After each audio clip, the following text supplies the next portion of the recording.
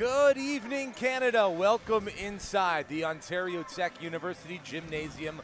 One more time, gold medals on the line. They've just been polished and laid out on a display table in the north side of the gym in Quebec, taking on Ontario once again in the Canadian National Basketball Championships. JJ Evison here alongside Haley Hopkinson for what promises to be a great gold medal match. Let's start with the 4-0 Team Ontario. There is one player circled on your list of players to watch. He was the player of the game in the last game Ontario played against British Columbia, number 7, Brandon Clark. Brandon Clark is someone who has been consistently a massive key and a big part of not only the offense for Team Ontario, but as well the defense. with his size. He's able to do absolutely everything on the floor, from rebounds to massive plays that are really getting this Team Ontario squad extremely energized.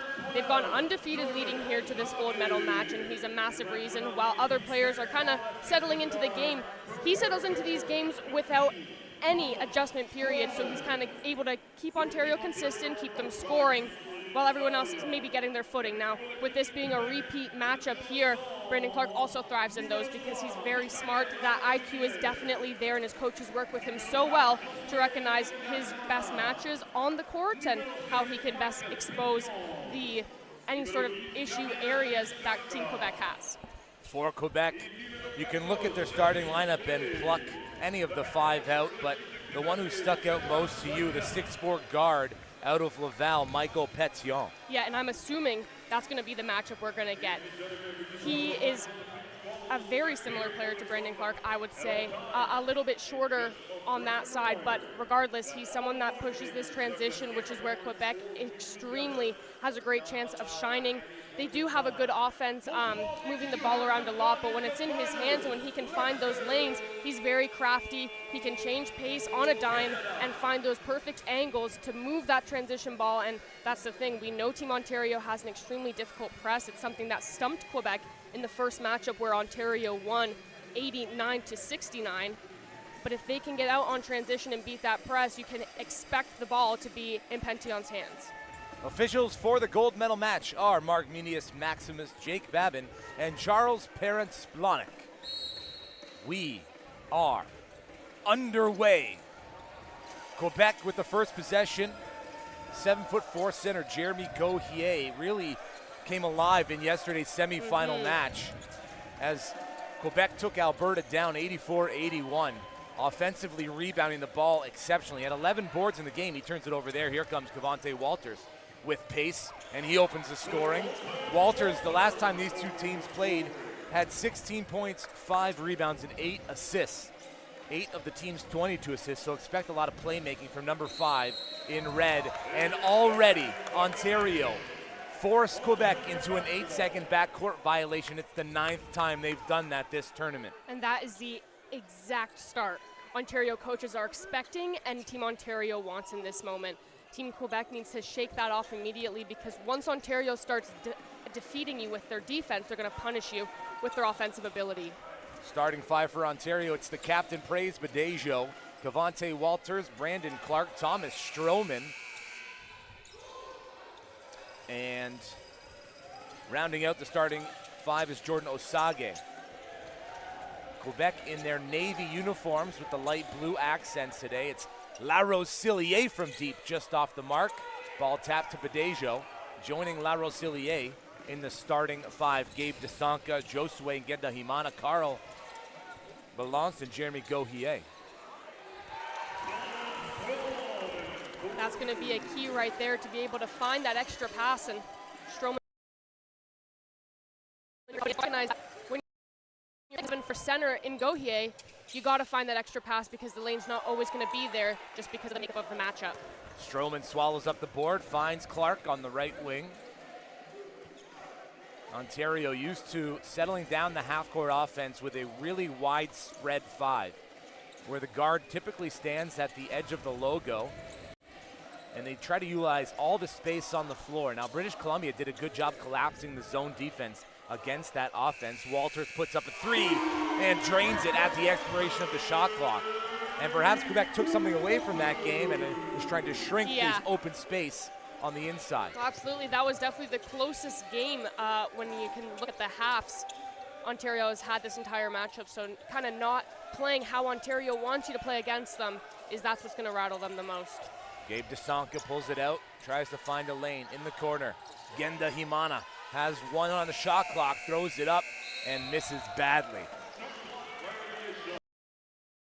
To get this defense locked and loaded, it's when they start to thrive, and that's when teams usually start to crumble.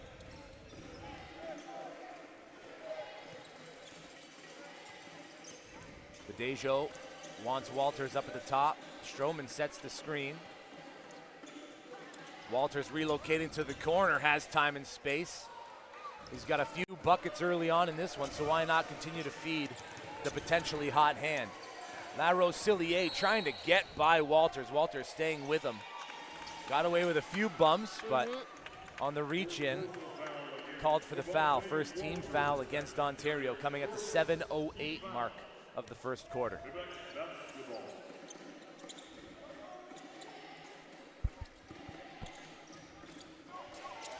La Rosillier, the 5'11", guard out of Laval, Quebec.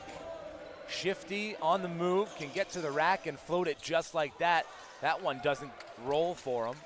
And Stroman able to swallow up another defensive rebound.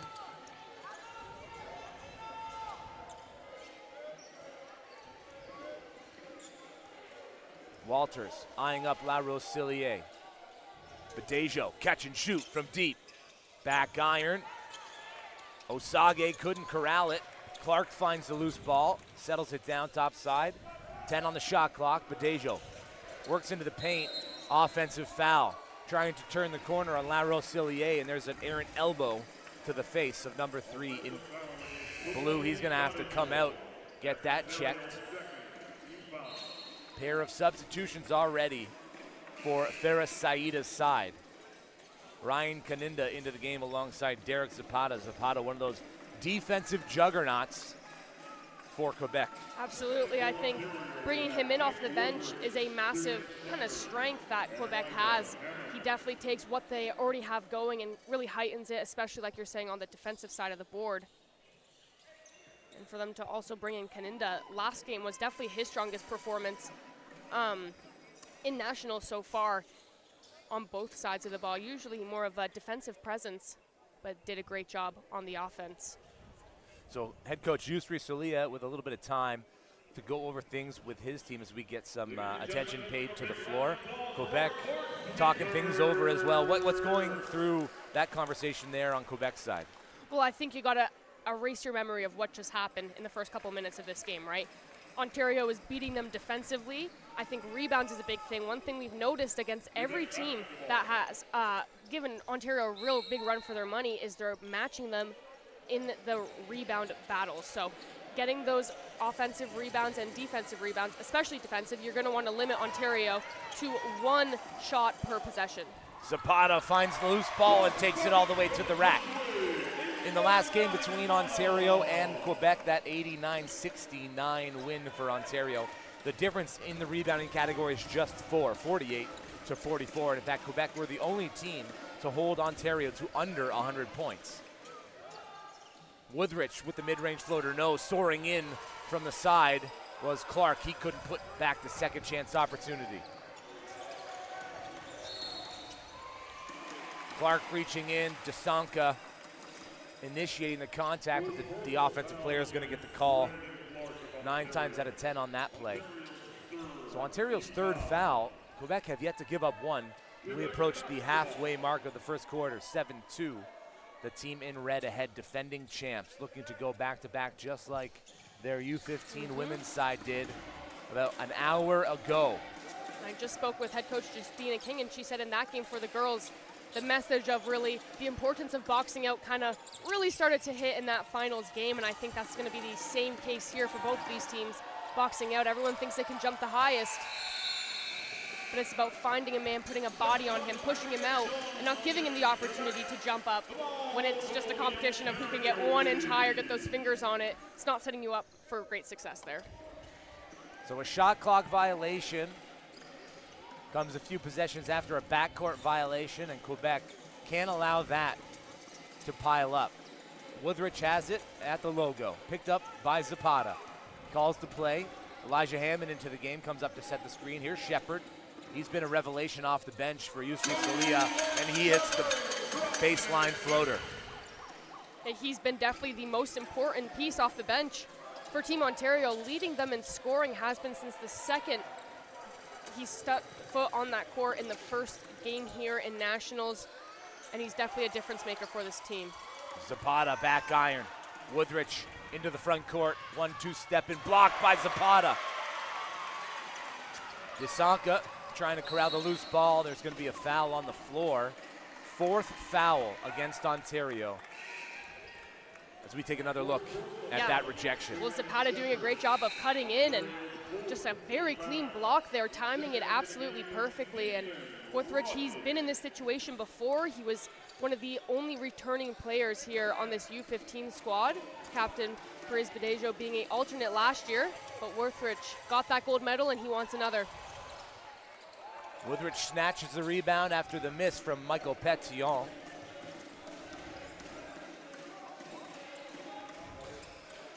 Nathan Rudnick into the game for Ontario.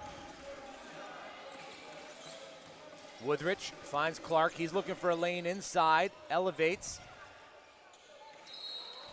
and plays it, but he's out of bounds. Quebec doing a good job staying in the gaps, preventing the easy lays for Ontario.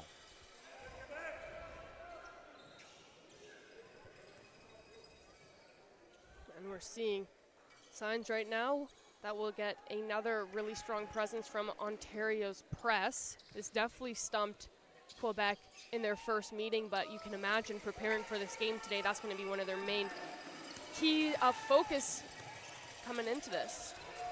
Here's Petillon working on Shepard. Just uses his size to get to the rack. And with 3:58 left, Michael Petillon going to go to the free throw line. Ontario out of fouls to give. Yeah.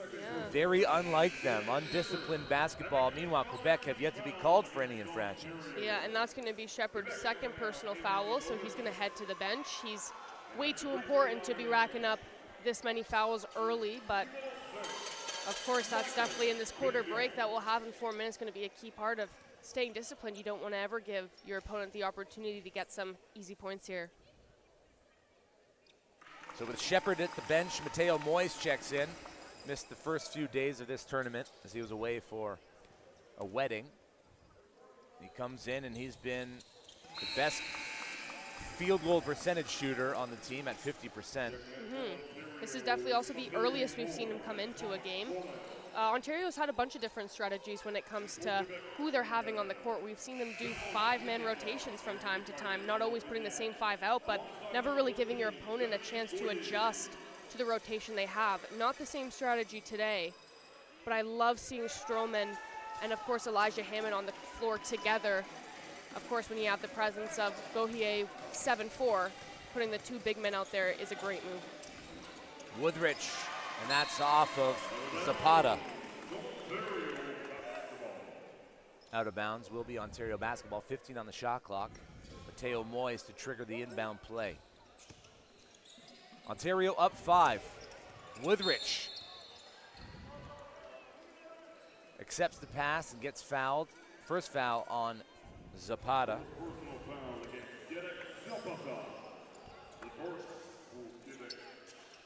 Was hungry for a steal there and just got too much of Wuthridge's arm.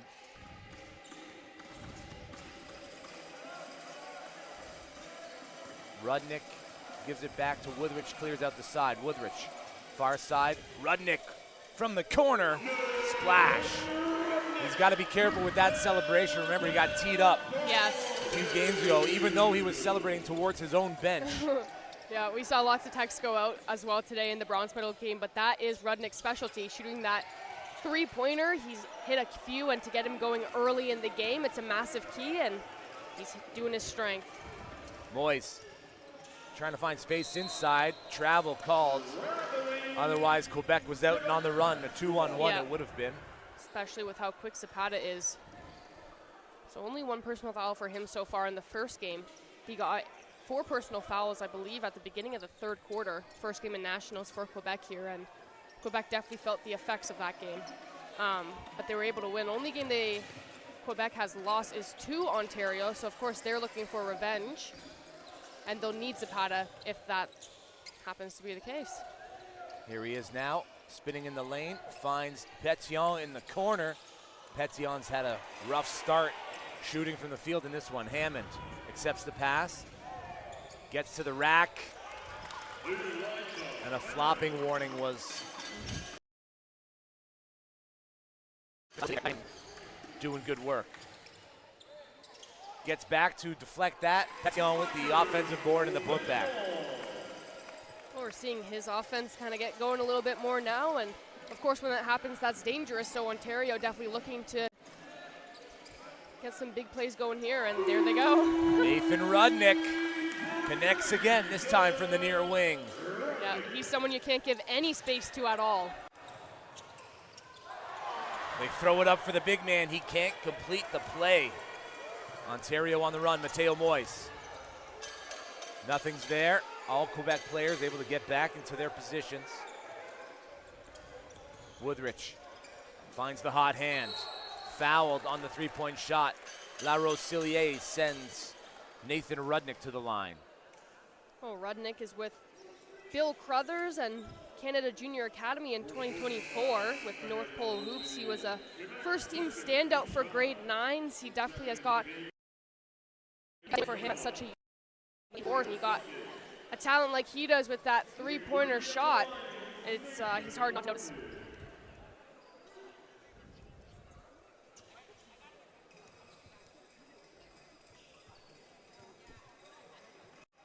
We're seeing the gym fill up more and more because immediately following this game, all teams, girls and boys, will be here to do the closing ceremonies to, of course, award the medal recipients. And for the girls, Team Ontario taking gold, and Team BC with silver, and then Team Alberta with bronze. So Rudnick makes it 19-6 on 2 of 3 from the line. Quick timeout for Team Quebec gives us a chance to look at some stats here in the first quarter. Ontario 7 of 14 from the field, including 3 of 6 from deep. Out rebounding Quebec by 2, 10-5 there, and they've got 5 assists on those 7. 2 turnovers for them, which is great for Team Quebec. They've got 4 already, and they are 0 for 4 from around the perimeter. One thing Team Ontario has done a great job of in some tough battles, especially when the three-point ball is not landing for their opponent, is really just forcing them to take the longer shot, not giving them any lanes, and I think we're already seeing glimpses of that. And of course, in the first quarter, you're hoping that shot will fall if you're Quebec, but if it doesn't, by the second quarter, you're gonna wanna figure out how do we adjust when they're not giving us those lanes, how do we find those lanes and create the space for ourselves. If you're just joining the game, Ontario have worked themselves into a 19-6 lead. Thanks to 8 points from Nathan Rudnick, who is absolutely letting it rain from distance, 2 of 2 from beyond the arc. He's got 2 of 3 free throws to go as well. I know there's lots of love always in the chat for Thomas Stroman. He's got 2 points and 3 boards. Cavante Walters adds 5 as well. Just from Quebec, it's Michael Petillon and Josue Gendahimana.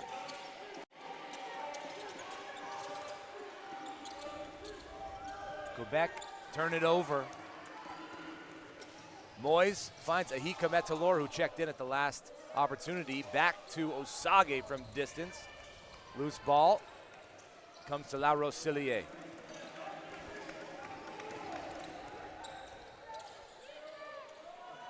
Gendahimana overcooks the corner 3. Ahika Metalor slows it up, finds Rudnick, and Rudnick finds the bottom of the net. This is a similar performance as what we saw with the girls, with Maya Manor starting her game off with 3 threes. Same for Rudnick here. The lob for Gauthier there.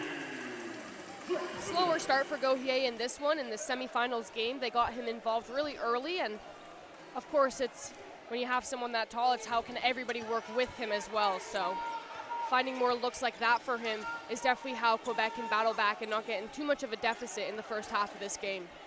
Moise finds Rudnick. He's going to attack the rim this time, up and under into Jeremy Gauthier. Back to the free throw line, Nathan Rudnick. Again, we've mentioned it a couple times this week. Comes from a basketball family.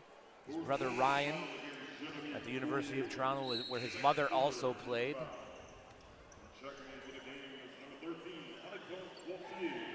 We've also mentioned when you have Ontario's head coach, Yusri Salia, coaching Bill Crothers, and then you have Rudnick here who goes to Bill Crothers, the confidence because of the relationship the two of them have with each other, and the trust both ways for him to continue shooting from beyond the perimeter, even when they're not landing for a little bit. I feel like that's definitely helped Rudnick throughout this tournament. But this is by far the best start he's had in any game, so you can imagine they'll keep feeding him for as long as that hand stays hot, and there's no real hesitation once it goes dry. They pull him off for a little bit, but of course they know what he's capable of, so he'll get numerous opportunities throughout this to try to get it going again. Genda Himana gets double teamed in the corner, gets away from it, turned back towards the timeline, which made both Ahika Metalor and Rudnick hesitate, and he spun right back to the basket for two. 14-point game. 10 seconds left in the opening quarter. Ahika Metalor looking for the relocating Moise. Attacking baseline, top side, fakes the pass, goes inside, left hand, it's good. And at the end of the first quarter, it's a 16-point lead for the defending gold medal champions. We'll step aside for the quarter break and be back with more action. You're watching the Canadian National Basketball Championships live on Canada Basketball's YouTube page. Don't go anywhere.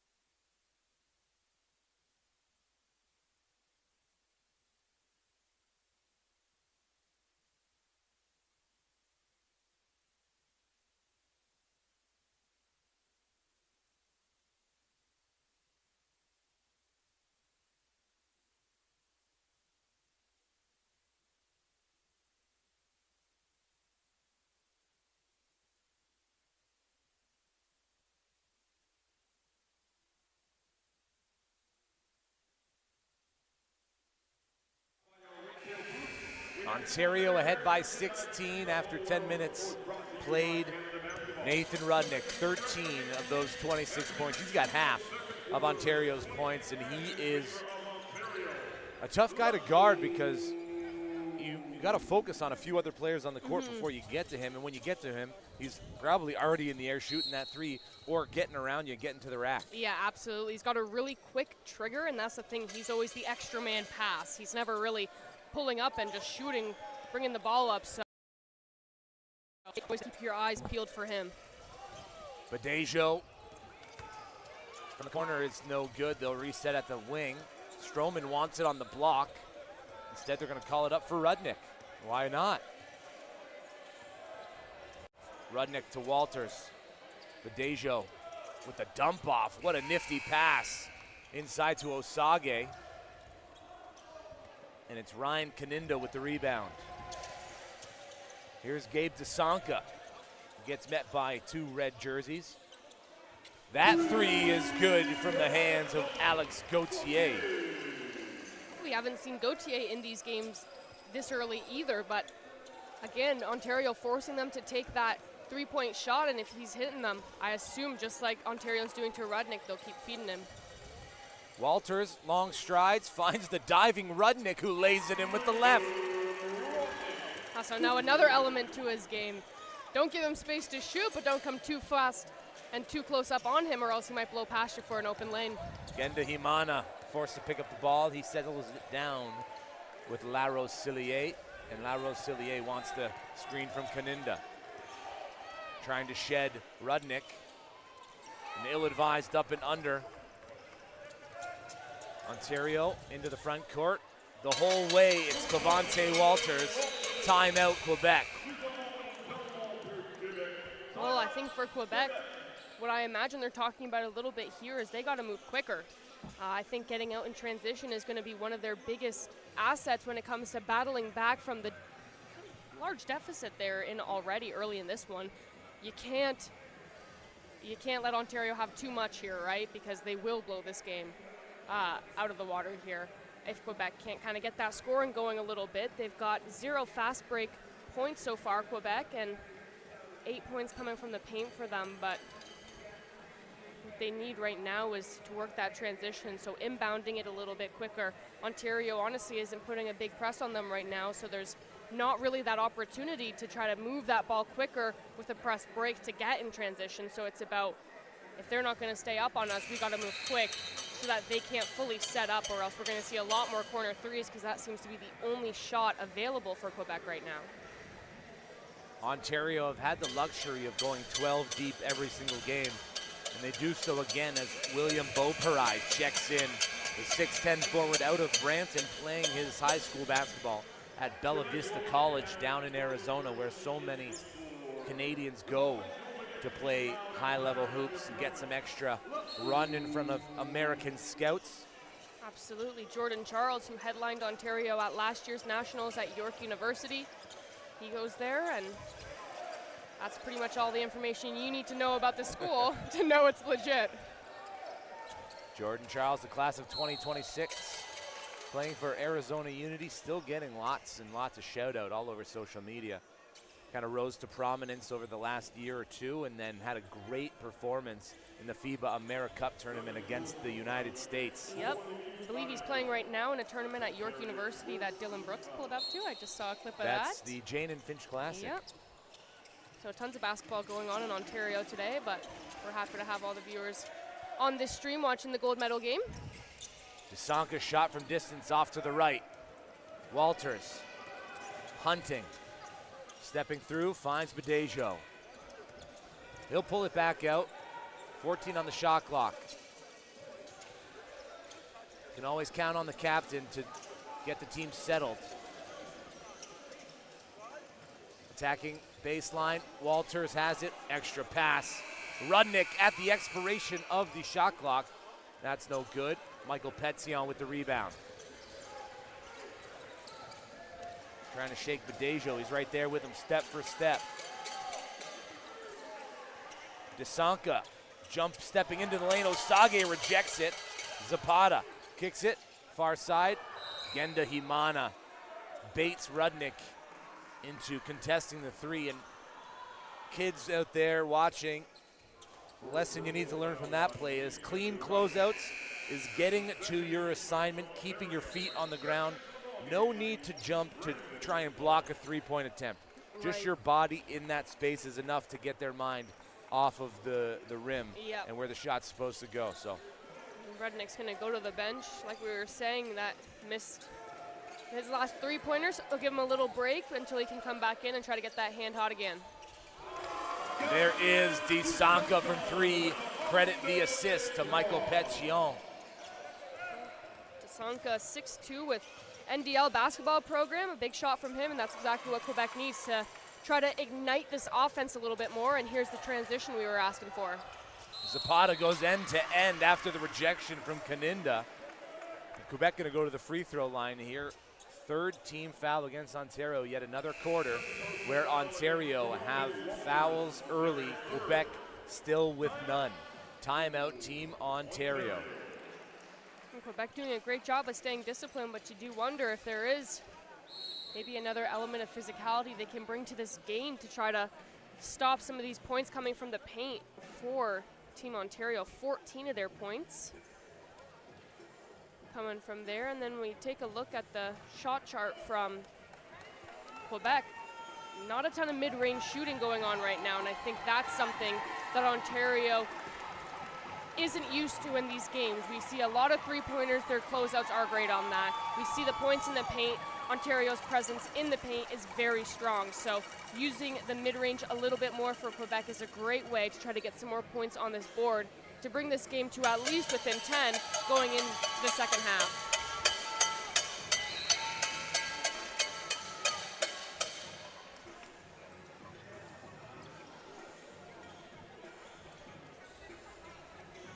Free throws upcoming here for Derek Zapata, the 5'11" forward out of Quebec City. 6:44 left in the opening half. It's a 14-point game for Ontario.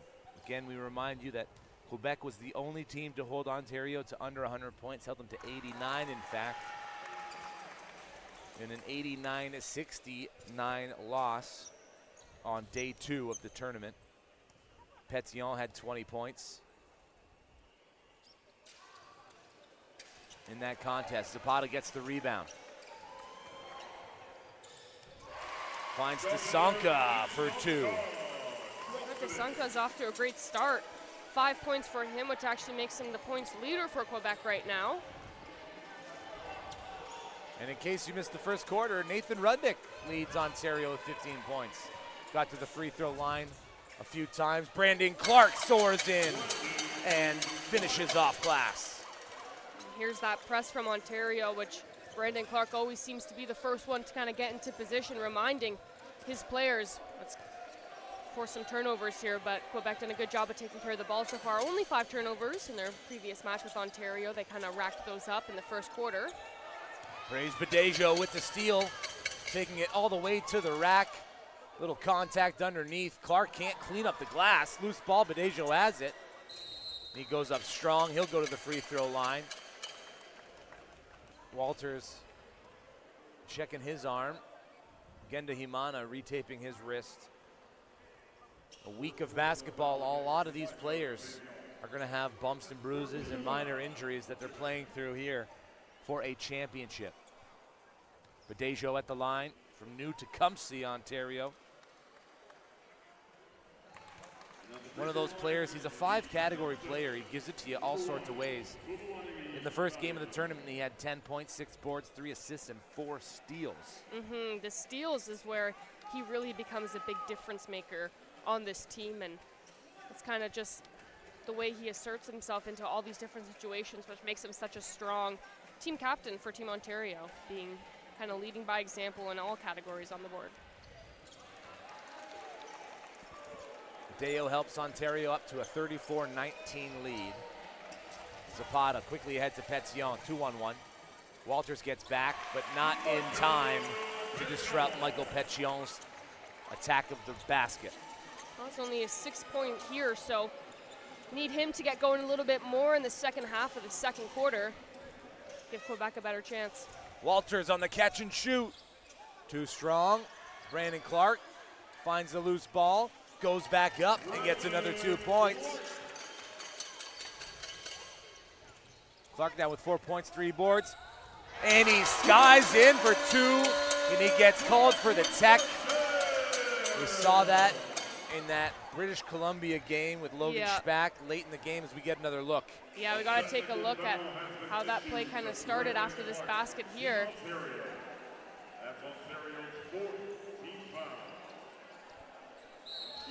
Walters attacks the paint, Suffolk bringing in the Quebec defense. Yeah, something that they do so well, and of course that leaves the opportunity to kick out to these players like Rudnick and the guys who get that 3-point going. But for that previous play we saw, just as we were talking about it, Praise Badejo gets the steal on the inbounds pass, which leads to the Clark dunk.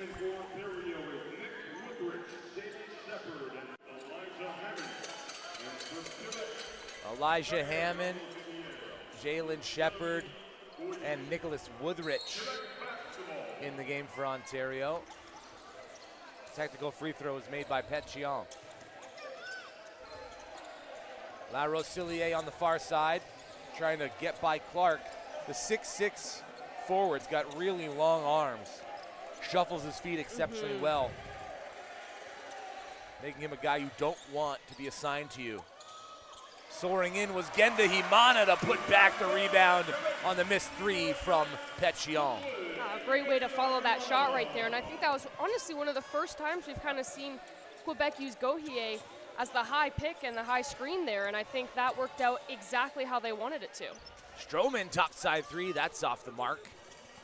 And Quebec also doing a much better job at kind of breaking this press or getting out quick enough where Ontario doesn't have the chance to set it up. Michael Pétion does it himself. Little shifty move at the top of the key, gets up and under The finger roll doesn't go, but he's there hunting the rebound to put it back.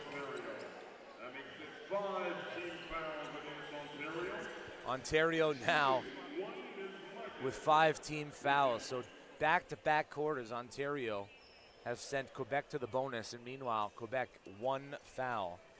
Yep, they've done a great job of staying disciplined. This is looking like a much stronger version of Quebec than we saw in that first quarter. I mean, obviously a gold medal game here, rematch of last year, a couple nerves coming into this after a very long week of basketball, but regardless, they look a lot more settled into this game, and when you see Pétion kind of getting big plays like that, going for the extra bucket here to potentially get in double digits, as he does, so now leading Quebec with 10 points. When he kind of settles in, he definitely leads by example, and this Quebec team should honestly look to raise their offense a little more here. Woodrich directing traffic over the timeline for Ontario. They're going to switch sides. Clark not liking what he sees. Here's Shepard. Looking for Hammond down low. 4 seconds on the shot clock. Hammond elevates. Pétion snatches the board. It's his 5th. Yeah, Quebec doing a great job of not even letting Ontario kind of put that press on them. Moving a lot quicker, and I love it. Gauthier demanding it on the block. Turns with the left off the glass. There we go. That's exactly what we want to see from him.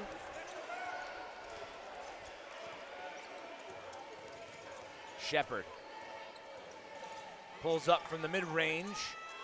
No good. Hammond with the rebound and the putback and the foul. Michael Pétion gets Hammond on the arm, and Elijah Hammond, the 6'5" forward from Whitby, just down the road, is going to get a chance to add 1 to Ontario's 42. And he's been extremely consistent throughout this entire Nationals, cleaning up those shots and getting the putbacks. That's exactly what he did, and that's how he established his presence on this Team Ontario squad from day one. And he's continued with it. Exactly what you want to see. So he misses the N1 opportunity, and Jeremy Gauthier swallows up the rebound. It's Larose-Cillier working on Shepard. Kicks it. Catch and shoot. No. Gets the defender in the air. Larose-Cillier relocates. Gauthier hard to box out, and there's contact on the arm by Elijah Hammond, who's frustrated with himself after allowing Gauthier to get that presence inside. Well, I noticed that when these two are out on the court together, Gauthier and Larose-Cillier, there's usually they play a lot better with each other on the court. Regardless if they're not the two main ones in whatever play it is, something about the way that they work and spacing. You got the tallest player on the team, you got the shortest player on the team, and mind you, the shortest player is still 5'11". Taller than the two of us. Yep, that's for sure, even if we were on each other's shoulders. But well, okay, come on. I'm kidding. But no, the way that they work together on the court, it's really great, and it's gotten a lot stronger as well throughout the course of Nationals. Another rebound for Pétion, who is doing everything in his power to keep Quebec in the contest. It's 11 points now, the lead for Ontario. Praise Badeo, check back in. Stroman from the corner. Loose ball, Clark gets space underneath, and he's so good at finding those loose balls, and then that jump step into the lane, just clearing out space with his body. Absolutely, and if you see on your screen the yellow sweater and the brown sweater behind the Gatorade, that's Andrew and Ryan Nemhard, Claude Nemhard's 2 sons. Obviously, we got a Gonzaga player and a Pacers player in the building, so that's very exciting. They were here for the Ontario Hall of Fame induction, so great to see some, of course, talent that everyone in this gym is inspiring to get to those levels too. Here to watch. What a block by Praise Badejo to prevent another easy 2 for Quebec. Woodrich going to settle it down as we approach 2 minutes left in the opening half. Moving screen by Stroman turns the ball over.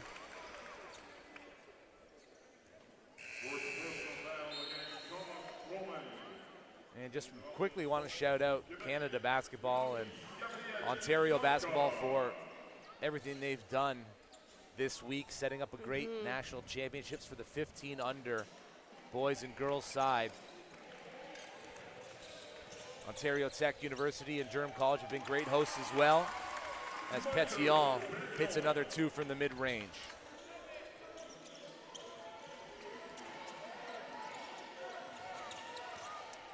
Woodrich turns on the Jets, hesitates and gets by the big man, lays it in with the left.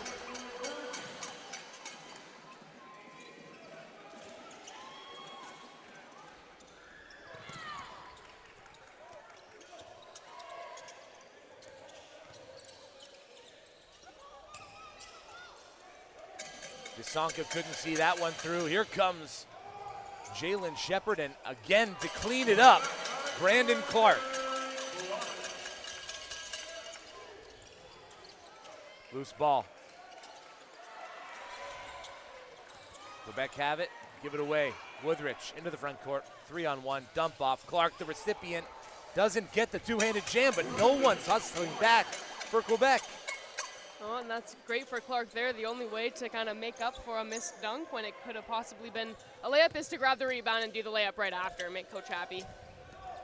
Petillon into the paint. Doesn't get the roll. Gohier with the one-hand rebound and the putback. Jeremy Gohier working on the offensive glass.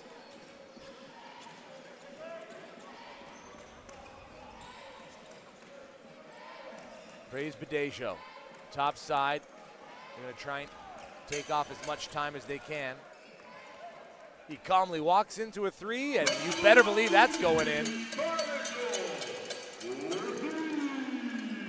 Yeah, he'll, like we were saying before the game started too, he'll hit you with a little bit of everything. Timeout, Team Ontario. Yusri Salia wants to draw up a play in the final 9.3, and Quebec looking mentally taxed already.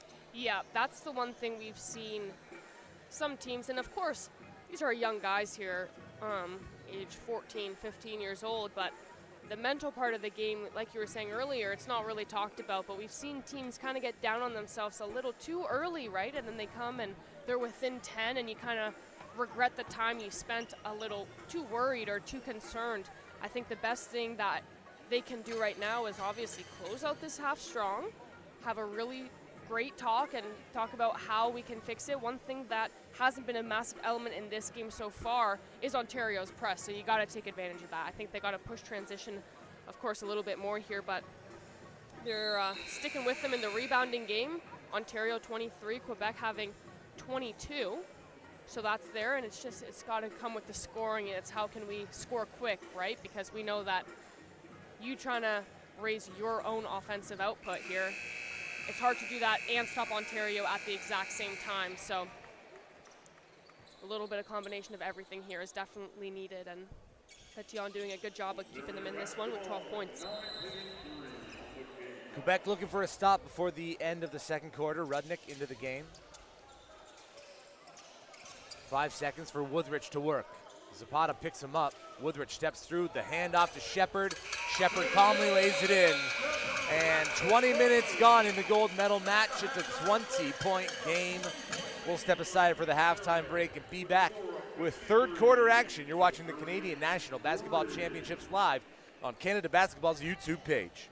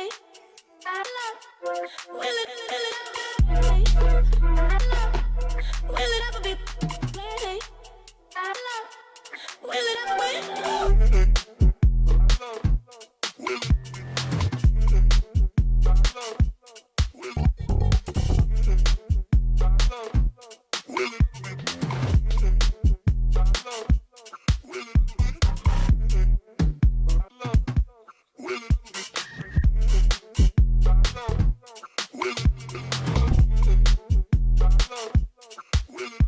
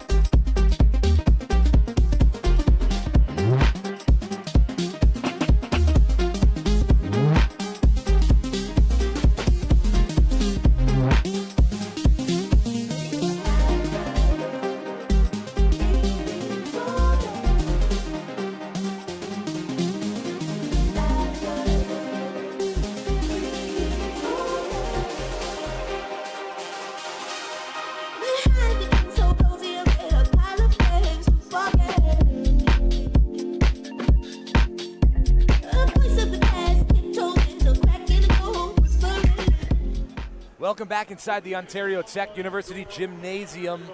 Second half action coming your way for the 15U men's gold medal. Ontario ahead of Quebec by 20 after the first 20 minutes. And Nathan Rudnick, what a revelation. Every game it's somebody new for Ontario, and he was feeling it early, getting his three-point shots up, getting to the line, and Ontario does a good job at feeding the hot hand. Oh, they absolutely do, and Rudnick doing a great job in that situation, recognizing they're expecting me to shoot the three right now, so there's going to be a couple more lanes open for me. He's taken them, he's gotten the contact, doesn't shy away from any of the physicality in this game, and he is playing a fantastic game. One thing that I want to see in the second quarter from Quebec, they have one fast break point, and of course, you don't want the turnovers, you don't want to give up on possessions, but you got to push the pace. You got to play as clean as you possibly can, good passes, good communication, but they got to push it a little bit harder because this Ontario defense is suffocating them. Again, J.J. Evison and Haley Hopkinson on the call. Happy to be with you. Happy you've joined us all week long and here for the gold medal game as Quebec come up empty-handed on the first look. Badejo is going to settle it down with Walters. And like we've seen before, when Ontario are up healthily, they're going to slow the game down. They're going to take as much time with each possession as they can. They have a plethora of plays to get to and a plethora of players that can finish off those plays. And right now it's Badejo looking for the three. Thomas Stroman playing big underneath the basket. Collects the rebound. Jump ball called, and it will stay with the boys in red. Someone on Quebec who I think is going to be really important in this last stretch of the game here and of nationals is going to be Ryan Kaninda. If you just saw on that last play, of course, Stroman did end up getting the rebound there, but he put a body on Clark, boxing him out. He's going to be a really important player when it comes to turning good defense into some fast break offense, and he's doing a great job with Stroman right now. Clark has it top side, picked up by Genda Himana. Clark tries to get his body to the rack. Genda Himana preventing him, and now Michael Petillon runs down the middle of the floor. Finds Genda Himana on the right wing.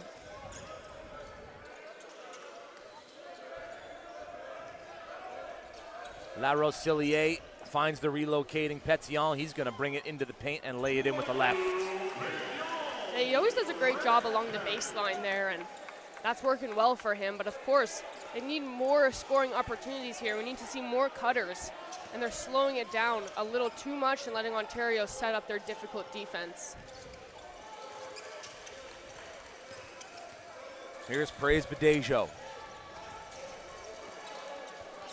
Keeping it himself. Stroman gets position on Zapata. Blocking foul. He's going to go against Derek Zapata. And Thomas Stroman's going to go to the line for two. Zapata's second foul. Yeah, that's not a great one to take there, obviously, with the size advantage Stroman has, and Zapata just not having his feet set.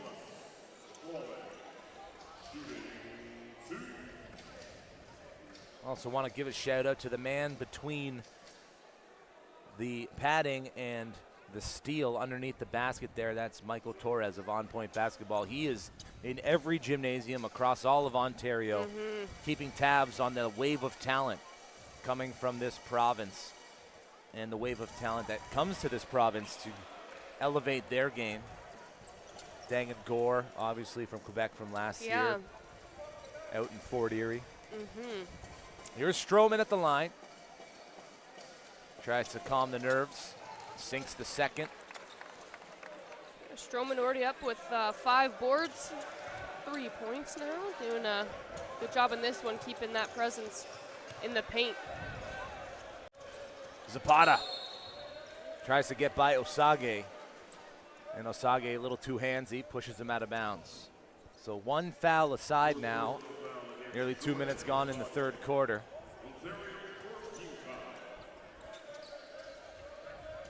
The next 8:07, extremely important. Can Quebec close the gap to something manageable? If they are going to, it's going to be that man right there, Michael Pétion, putting the blue and white on his back. He'll need a support staff. Who's going to step up? Absolutely. He's already up to 16 points, 7 rebounds, and an assist. So full potential to get that double-double before the third quarter is even over here. Oh, and that's going to be a rough foul there for Zapata. It's going to be his third. 2 of those coming in close minutes to each other. And once again, we know that this Quebec team struggles without his defensive intensity. And that's who you're going to want on the ball handler. Thomas Stroman giving Yusri Salia really good minutes. He gets subbed out for Elijah Hammond. Again, quick shifts for these players on Team Ontario. Clark looking, scratch that. It was Jordan Osage accepting that pass, looking for Clark, who had relocated to the corner. Looks like Osage was expecting him to be on the wing.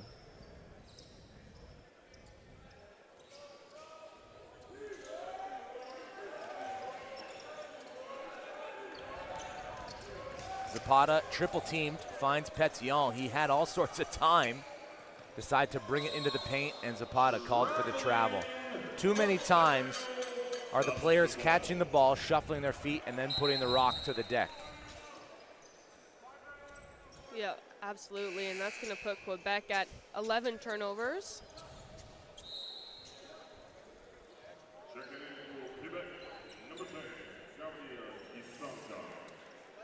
Desonka checks back into the game. Zapata's going to have to catch a breather with 3 personal fouls. You can't risk losing a great defender like him early in the third. You want to save his minutes for closer to that fourth quarter break, and then in that fourth quarter. Here's Cavante Walters. Steps through, pulls it back, no good. Elijah Hammond fighting for the loose ball, comes away with it. Mateo Moyes in front of the Quebec bench. Ball works around the perimeter. Hammond called for the trip.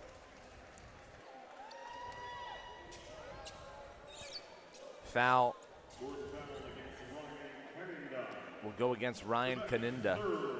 Quebec's third of the quarter. It was going well for Kaninda, but then a little too much there. But again, for him to keep that intensity and aggressiveness up is going to be really important, as he's got the biggest height advantage on this team on the floor right now for Quebec.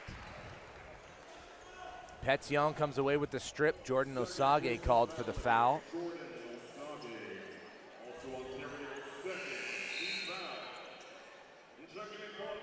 Here comes Nicholas Woodrich, the shifty guard who plays for Royal Crown Academy.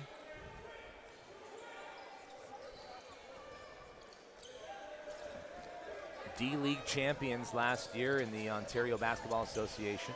Yep, and they've got all 3 Royal Crown players who are on Team Ontario on the court right now all together, with Woodridge, Mateo Moyes, and of course, Brandon Clark. Josue Genda-Himana to the free throw line after a nice spin move into the lane. Now 3 team fouls on both sides.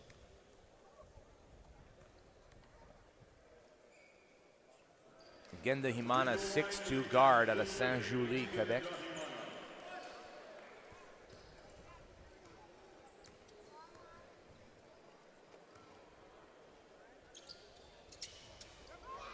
Pétion fighting for the rebound.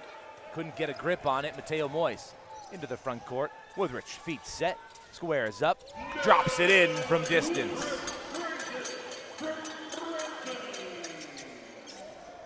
Well, they do get a little crafty when they do have the lead like this, like you were saying earlier, and even though there are lanes going for the more difficult shots, trying to get everybody involved a little bit more, and Woodrich definitely doing a great job. He's had a great shooting performance throughout this entire Nationals.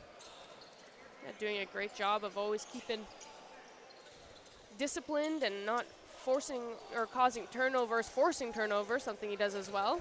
Good defensive presence. Backcourt, 8-second backcourt violation, the second of the game forced by Ontario. Had them have possession, but they turn it over. And La Rosillier will settle it down with Genda Himana. To the leading scorer for Quebec, Michael Pétion. Between the legs, finds Desanka. Desanka in the paint, fading away. Gets it to go. 7 points for him, 2 rebounds and 2 assists, so he's definitely making his mark all over the court today. Woodrich the other way. Into the lane, left hand, no good. Kaninda with the rebound. And it's 1-on-5 for Desanka, so he waits for a couple of teammates to get to the front court. La Rosillier lets one fly. It misses wide right. Walters in the middle of the court. Blocking foul. Count the basket as Genda Himana gets into the lane. Yeah, we'll take another look at this. Woodrich doing a good job of passing it up, and Walters there. Yeah, no feet weren't set, so it's the right call, and send Cavante Walters back to the line. He's having another great performance, making this potentially his 10th point of the day. 2 rebounds and an assist. He's another one, just like we've been talking about Clark. I mean, in the first game, it was really Walters and Clark who were the biggest standouts, and since then, they've never had a down game. They've always been extremely consistent and doing a good job of always keeping Ontario in the lead. It's kind of their identity, right, is big scoring margins as they're up 19 right now, but still a ton of time left in this game, and if Quebec can get some big plays, some big offensive possessions here, still a chance to come back and try to take this gold. It's standing room only in the Ontario Tech Gymnasium for this gold medal match. And it's worth the price of admission. Ontario asserting their dominance early, but Quebec hanging in there, waiting for a changing of the tides. There's a turnover. La Rosillier's got a runway. 3 red jerseys closing in on him, but he turns it up a notch and gets to the rack, laying it in with the right.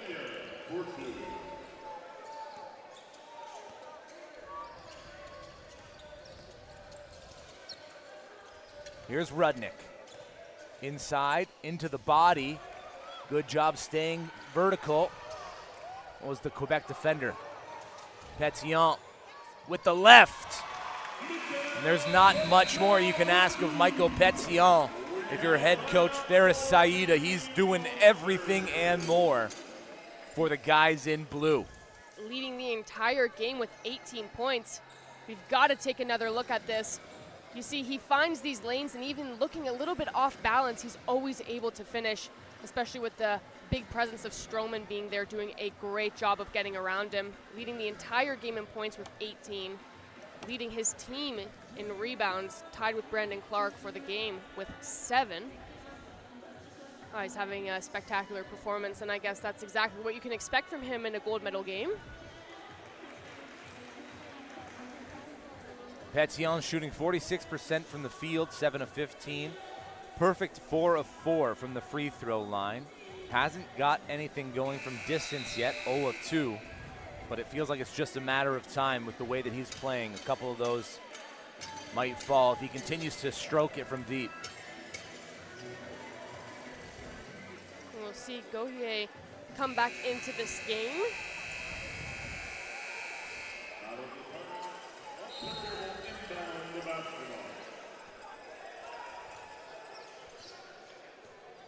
(59-44), Ontario head, 4:30 left in the third quarter. Rudnick couldn't find anything. He kicks it back out to Woodrich, who's working on Belange Luqueta, and Luqueta gets the rebound. Petillon's got Gauthier ahead. He slows it all down. La Rosilier looked inside, but Gauthier did not get the position on Stroman.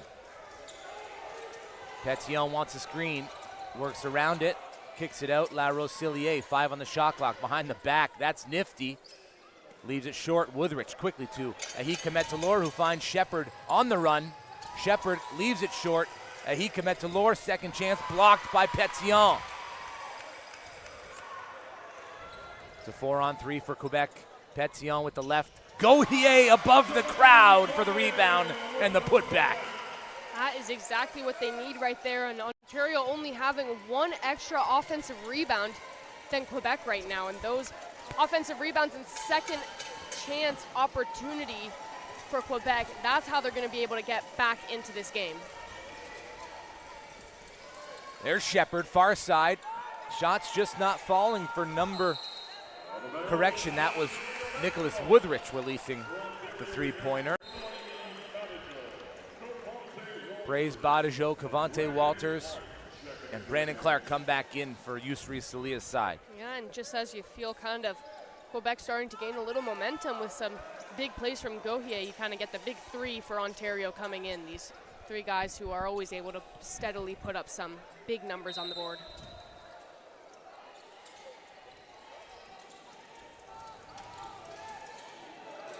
Batejo finds Ahika Metalor in the corner. He's working one-on-one against La Rosilier. Walters.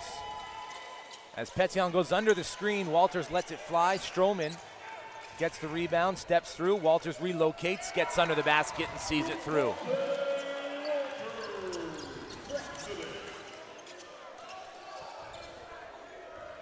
Quebec get it into the front court. Luqueta elevates, drops it in. Belange Luqueta, the 6'3" forward, being asked to do a little bit more than normal here. Badejo, no look to Ahika Metalor. No good. Another rebound for Luqueta. Last touch by Badejo. 2:26 left in the third quarter. Quebec hanging around, looking to make a game out of this one. Dissanka behind the back. Loose ball. Clark throws it down with two hands.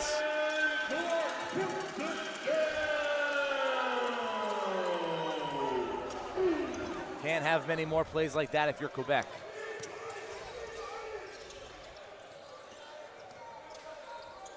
Petillon. Kick ball. Gonna go with Ontario. Under 2 minutes to go in the third quarter.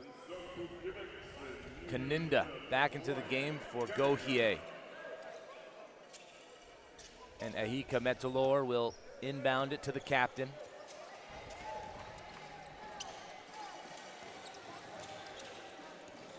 Spin move, Clark in the corner. Not typically a three-point shooter, so he kicks it inside, outside. Badejo, flush. 8 points for him, 3 rebounds, 4 assists, making an impact everywhere possible, doing a great job of keeping Ontario in the lead in the most important game of the day. Walters with the strip and the finish. Timeout by head coach Ferris Saida. And just as Quebec were making their run to come back into it, Ontario stretched the lead to 22 as we take another look. Yeah, well, Walter's done a fantastic job all tournament long, and this one as well, of just getting through a bunch of players standing in his way. And we're seeing Quebec be a lot more disciplined when it comes to giving up fouls. And he's just always able to be so crafty and elevate to get right to the net.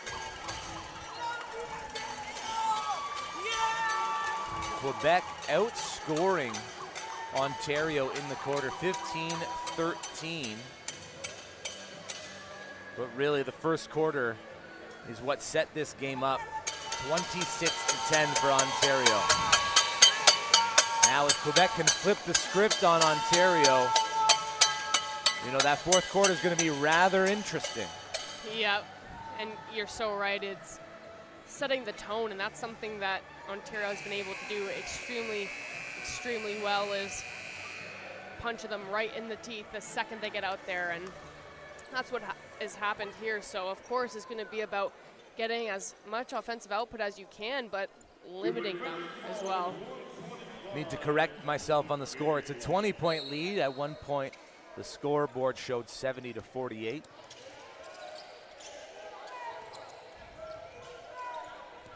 Quebec break the press, get it over the timeline. Dissanka from distance, drops it in. So a quick 3 points for Quebec. Here comes Badejo. No time to waste. The other way, no good. Quebec have numbers. Stolen by Ahika Metalor. The dump off, extra pass. Clark gets attacked, but follows through with the play. And one opportunity for Brandon Clark. Never give up on a play, kids. 16 points for him, potentially making it 17. The unselfish play right there from Badejo to pass it off, and the patience he has, but to be able to still get that shot in takes practice and skill to be able to shoot off balance like that. And after taking, of course, all that contact, but with his 6'6" build and, like you were saying before, his length and his reach and that wingspan as well, sets him up for a ton of success and using it to his advantage. Traveling violation on Derek Zapata. We remain at a 20-point deficit for Quebec, 71-51, 49.3 left in the third quarter. Well, I think Ontario is recognizing here that Quebec needs to play quicker and get in transition a lot more. And regardless, even if Ontario isn't necessarily pressing them too much, they're still hanging back and intercepting those passes because we know the speed that they have. And Quebec is just getting caught up and starting to rack up on turnovers, having 18 now. Clark finds Ahika Metalor on the perimeter. He misses it all. 3 red jerseys in Quebec's backcourt, and Dissanka keeps it himself. Picked up by Badejo. Dead ball. Kaninda comes to the rescue. Dissanka working 5 on shot clock. Genda Himana into the paint, elevates, it's knocked out of bounds. Shot clock violation. They were awarding Quebec the ball on possession, knocked out of bounds, but shot clock violation happened at the same time, so they will grant that. Ontario have the basketball, 8.9 left. So Yusri Salia calls Stroman to come set the high ball screen right at the middle of the court. Badejo ready to accept the inbound pass. Here comes that screen. Badejo with 5 seconds, calmly into a 3, back iron, rebound. Ahika Metalor fighting for it, couldn't get it off in time, and with 10 minutes left in regulation, Ontario ahead by 20. As we send it to the quarter break, we'll be back with the fourth quarter of the 15 under men's gold medal game. Don't go anywhere.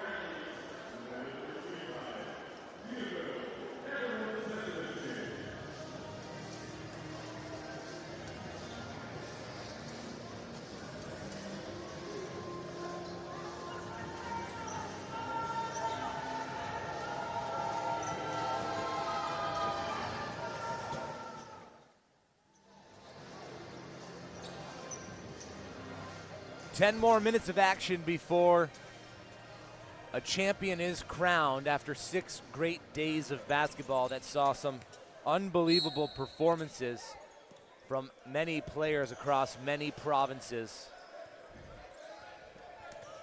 Michael Pétillon, one of those players, has it in the corner. Quebec stuck 20. Pétillon muscles his way to the mid-range and drops one in over Ehizogi Ehikametolor. There's 20 points for him. He's definitely been the star here for Quebec, driving this offense and doing a good job. I mean, regardless, he's usually the one who is able to put himself in the best position for that shot. So not dishing it off, it's because the shot is simply not there. Stroman offensive rebound on the miss from Clark. Swallowed up by 3 blue jerseys. Foul's going to be called on one of those blue jerseys. It's against La Roselier. Baseline out of bounds for Ontario.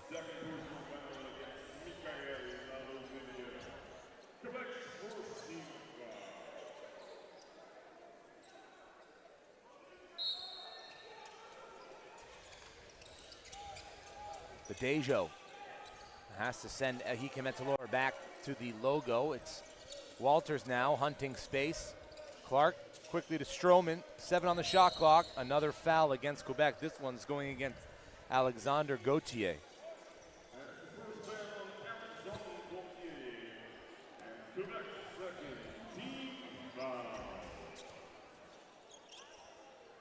The first 3 quarters, it was Ontario stuck behind the 8 ball in terms of fouling. Now in this one, Quebec getting called for the level of physicality. Badejo's shot off the mark. Pétillon, another rebound, and he's 1 away from a double-double. He gets double-teamed, looks down low for Gauthier, who couldn't handle it. Nicholas Woodrich comes into the game for Ehikametolor. These turnovers are starting to add up more and more here.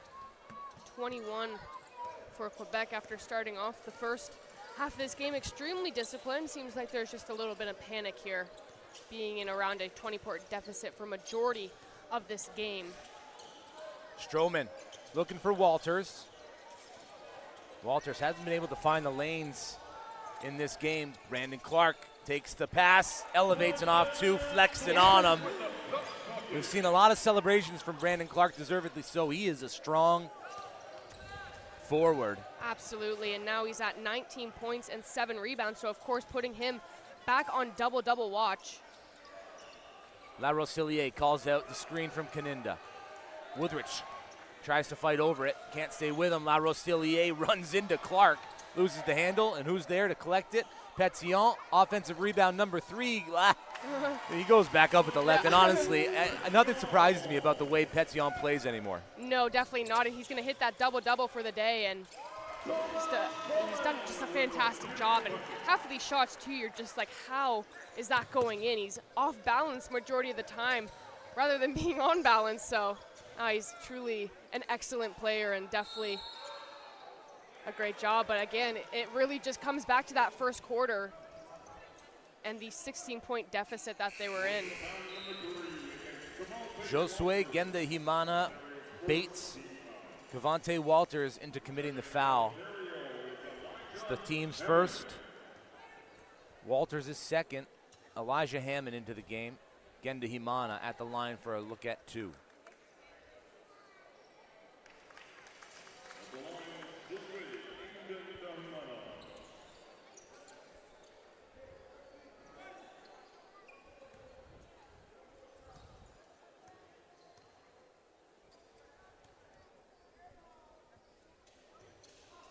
He makes good on them both, and the press in full effect now for Quebec. Woodrich just so shifty. Hammond leaking out on the backside, blocked by Caninda. The baseline official says too much contact. Caninda politely disagrees. Let me take another look. Oh, Woodrich driving in. He's done a great job of dishing it here, and Hammond, yeah, it just looks like he got that left hand right there, but of course. Ref's done a great job this entire week as well, and they're also being watched and scout a little bit here, judged on how they're doing this weekend. So appreciate all the refs coming out. Hammond makes good on the second.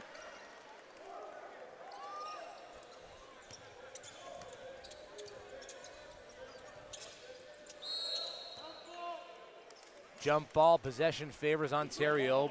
Brandon Clark gives himself a round of applause for the effort. Not too many in the gym knew what was going on there.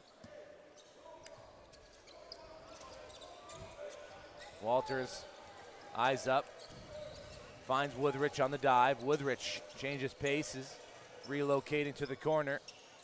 Playing a good two-man game with Hammond, who takes it strong to the rack. And a flopping foul is going to go on Kaninda. He got a warning earlier in the match. Yeah, very early in that one. Second time. It's a technical foul. Praise Badejo at the line to shoot the technical free throw.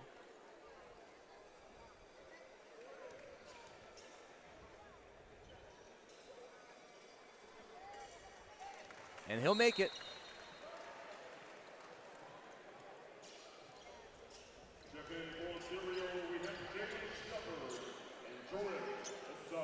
Jalen Shepard, Jordan Osage in for Team Ontario. 7 minutes to go, still a 20-point game. But like you said, Haley, the turnovers piling up for Quebec. 18 fast break points for Ontario. Josue Gendahimana finds Michael Petion. La Rosillier relocates to the wing. In and out. It's saved by Badejo, but right to the hands of Zapata, who takes it. And loses it out of bounds. Mako Dube, the 6'6" forward from Shawinigan, into the game.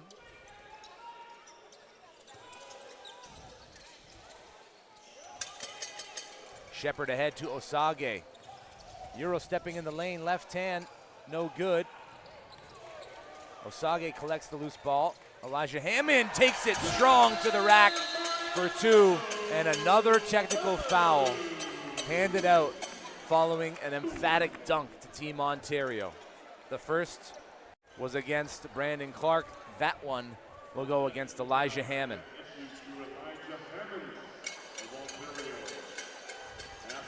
This week, it's the 15 under championships. Next week at the Canada Games out on the Rock is the 17 under, where Ontario look to defend both of their titles as well. Saw some photos of the different teams getting off the plane.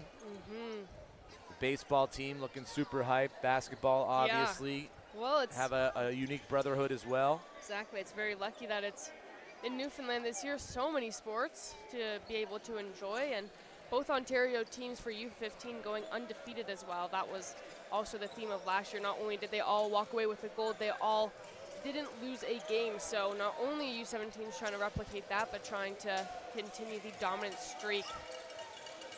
La Rosillier squeezing through the cracks. Pulls up from just inside the three-point line and gets that to fall. 61 points on the board. Correction, 60 points on the board for Quebec. 19-point game. In and out. Zapata checking the rear view mirror, seeing where Woodrich is coming from. La Rosillier, extra pass. Gendahimana gives it right back. Attacked by Hammond on the floater, and Mikhail La Rosillier will go to the line. Hammond is going to foul out of this game. That's his 5th foul.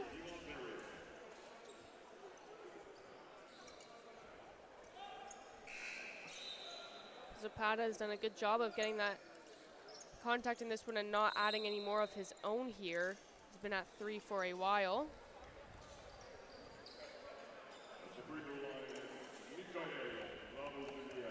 And yeah, we'll see more of William Bapurai as Hammond goes to the bench there. But what a strong Nationals performance from Elijah Hammond from the very start. we said he did a great job at boxing out, getting those offensive rebounds especially. Defensive ones too, of course, but where he made the most difference is by far the continued streak of being extremely dominant in the paint, getting those offensive rebounds and giving his team numerous opportunities for some second chance points. 3 of the 5 games that he played, he secured more than 1 offensive rebound. La Rosillier back inside, bobbles it and loses it. Here's Shepard attacking the rack. Genda Himana getting into his path. And Jalen Shepard's going to go to the line. This fourth quarter a little bit slower given all the whistles.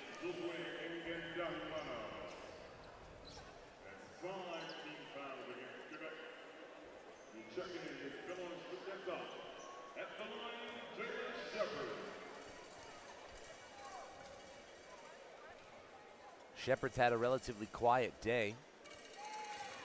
He was averaging 18 points per game off the bench in this tournament. That's the 5th point for him in this gold medal match. I think with Rudnick coming off the bench today and being as dominant as he was, usually there's, of course, all the starters making a big impact and everybody making a big impact, but usually there's one extremely dominant performance coming from the bench, and I think today that would definitely go to Rudnick. He's still second in scoring, and we haven't seen him in the 4th at all. Petion going one-on-one with Woodrich. Has to give it up. Deep 3 on the catch and shoot. Desonka drops it in. Both fans here in attendance relatively quiet. Petion with the block. Out the other way. La Rosillier with daylight. Again, just swirls it around, and he's had a few go in and out. If those drop, completely different game. Woodrich content with winding down the shot clock. The screen comes from Beauperai. Petion nearly strips. Moise, Shepard worked around to Osage. Dump off, Beauperai blocked by Ryan Kaninda, who's a force to be reckoned with inside. Well-timed jump, stays vertical. Petion, catch and shoot. In and out again, and there's Kaninda. Count the basket and the foul. Ryan Kaninda, have yourself a game. What a great sequence from him. A fantastic block and then rebound, putting it back up, and the foul. Exactly what he wants, and he'll force Team Ontario to take a rebound or timeout as we take another look at this. Yeah, does a great job surrounded by Ontario players, but yeah, he'll get excited for that one, and well deserved. Now, if you're a player wearing red, you cannot assume the gold medal's already around your neck. No, absolutely not, and I think that's a big message that the coaches send, that a game is won in 40 minutes. It's not won by the first 10 where they outscored them by a certain amount. It's a 40-minute commitment here, and that's what they do. They play as hard as they can all those minutes because Quebec also deserves the best out of Ontario for the game. Head coach Yusri Salia in his 2nd year as the leader of the 15U squad, as we get some friendly back and forth here between the Quebec fans and the Ontario fans. Getting the flags going, trying to rile up the crowd. He's preached consistency all week long throughout training camp last week as well. The players talk about it after every post game. The expectation from the coaching staff and from Ontario basketball is to play basketball at an elite level for a sustained amount of time. Yep. And when those mistakes do happen, the importance on moving past them in the game mentally. I talked to Jalen Shepard about his performance after game 1 and about the 2 turnovers, and he said, I understand that within the game you have to forget and move on, but after the game you go back, you look at that footage, you know, what did I do wrong? How can I take care of the ball a little bit better and allow my team to be in a better position to continue to have victories? Exactly. Yeah, Ontario with 9 turnovers altogether. As a team where all 12 players are touching the floor, that's a pretty good number there. Mateo Moise off the Shepard down. Badejo dials it up and gets it to go. Great shot from him, giving him 12 points in this one, along with 4 rebounds and 4 assists. We're almost getting to that time of the game where Quebec is going to be in a need 3 situation. Petillon attacks the paint, finishes with the right hand. Another shot from him where you're just, how did you do that one? How did you still manage to get it in the basket? That off balance, falling down as he shoots. Fantastic performance from him, 25 points. Badejo off to the right. Desanka with the rebound, has La Rosillier to the left. La Rosillier gonna step into a 3, and that one falls. An 11-point game, 2:40 left in regulation. Still a lot that can be done in this game for Quebec.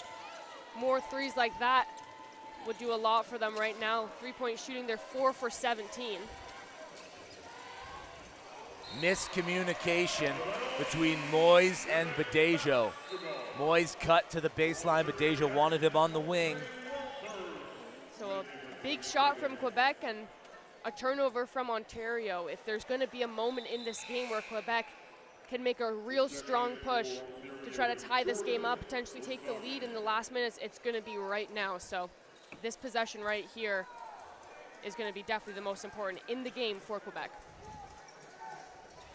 For those of you wondering, the captain of Team Ontario, Tolu Wanimi Badejo, goes by praise to those that know him and his family as well.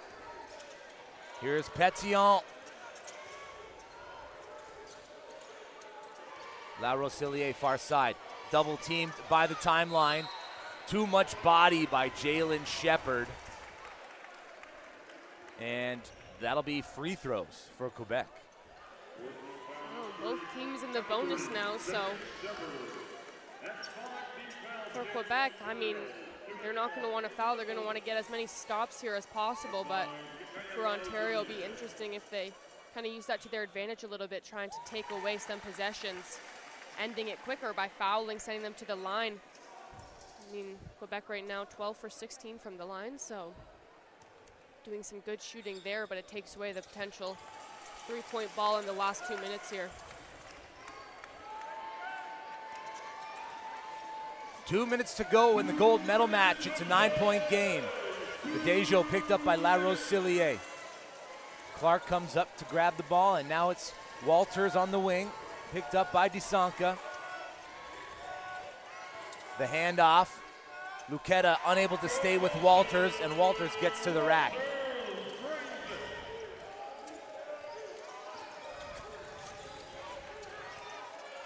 Ontario playing further out to Quebec right now, trying to give them no space for that potential 3-point shot. Kaninda takes it himself. That was great right there. It looked like Brandon Clark maybe thought that he was going to kick it out to Petillon there, but the confidence Kaninda has gotten from this game with an incredible performance is making a massive difference here for Quebec. Here's Clark. 10 on the shot clock. Walters eyeing up Kaninda. 5. Badejo catch and shoot. Off the mark. Rebound. Knocked loose. Shepard able to keep it alive. Walters with daylight. Shooting practice for number 5. Quebec call a timeout. Yeah, you can imagine that's going to be the dagger in this game here. Quebec looking to make a big push about a minute ago, but letting Ontario take too long on their possessions, and of course getting that offensive rebound leading to the 3. It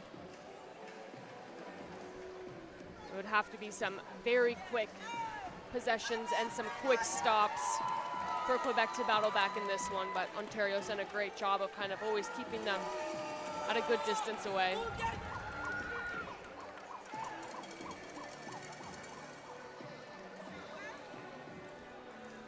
Right now, head coach Yousri Salia talking to his team about how to defend the Quebec 3. You want to force them off the line and let them go downhill as we take another look at Cavante Walters, who got 2 at the rack a few possessions ago.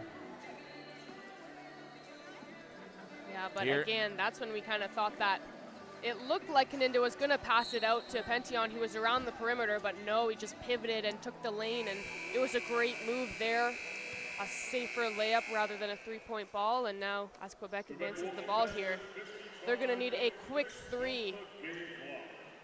And then, of course, a quicker stop. So you can imagine after this possession, if it ends in a bucket, they'll look to put a little press on Ontario. La Rosillier, far side. Pétion picked up by Clark. One dribble to the right. Back iron. Fighting for the rebound. Last touch by an Ontario player. Quebec will have another chance.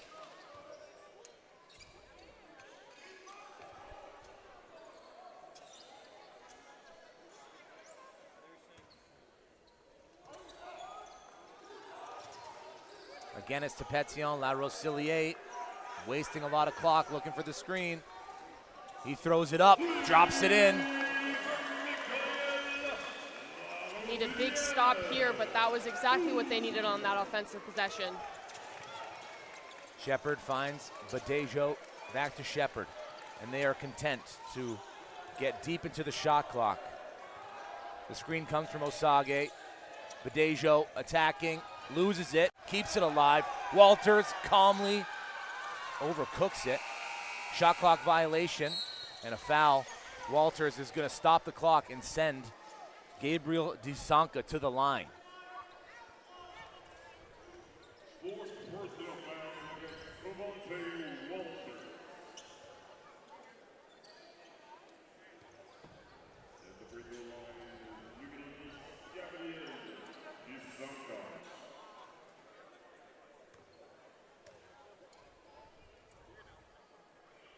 Dissanka's got 13 points to go with 4 boards, 5 assists, not a single personal foul. And he's guarded some of the best players Ontario has put on the floor.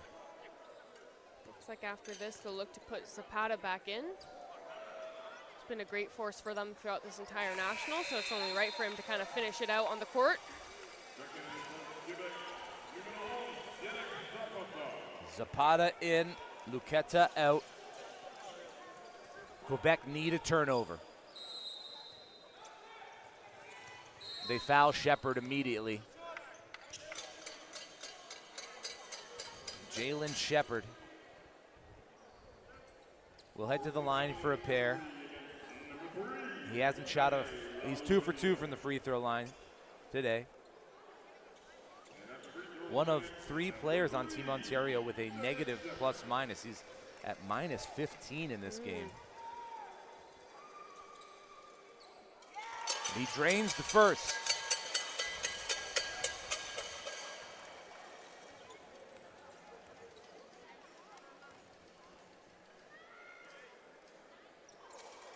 Misses the second.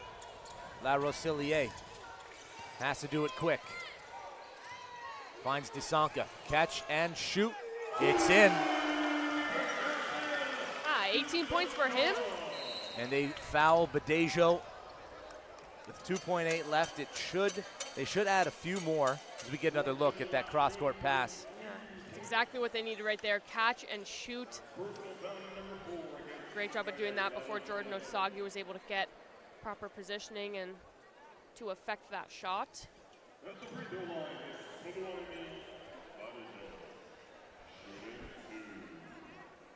6-point game, 3.8 left. Team Ontario's captain at the line. He's made tens of thousands of those before. Yep. Yeah, he's done a great job as captain for this year's Team Ontario, leading them to what looks like to be another gold medal here and another sweep for Ontario. Quebec call another timeout. 8-point game. Delaying what seems to be the inevitable here. And honestly, a lot of credit to this Quebec side. Oh, yeah. You know, when you look at what they've done in this tournament, a single-point victory in overtime over Alberta on day 1, 20-point loss to Ontario. The quarterfinal matchup with New Brunswick was won by 13 points. And then they took down Alberta again for the second time in the semifinal match, 84-81. They come out here and make a game out of it against Team Ontario that everybody thought was going to blow out every single team in this tournament. Quebec giving them, you know, a very tough gold medal game. Oh, absolutely. You can never back off with this Team Ontario team, not that they ever would, but keeping it competitive the entire time. And make sure after this game is done, you come back for our closing ceremonies, which will also be live streamed with JJ and I on the call, along with Cole Hales and Jackson Vidori, who have taken care of the girls' side of this tournament, where they'll highlight some of the top performers throughout all of nationals, and of course the medal presentation going to 6 teams here today. Quick in, Desanka launches, misses, Shepard grabs the loose ball, and again, Team Ontario go undefeated all the way to lift the trophy here at the Canadian National Basketball Championships. Just like the women's team before them.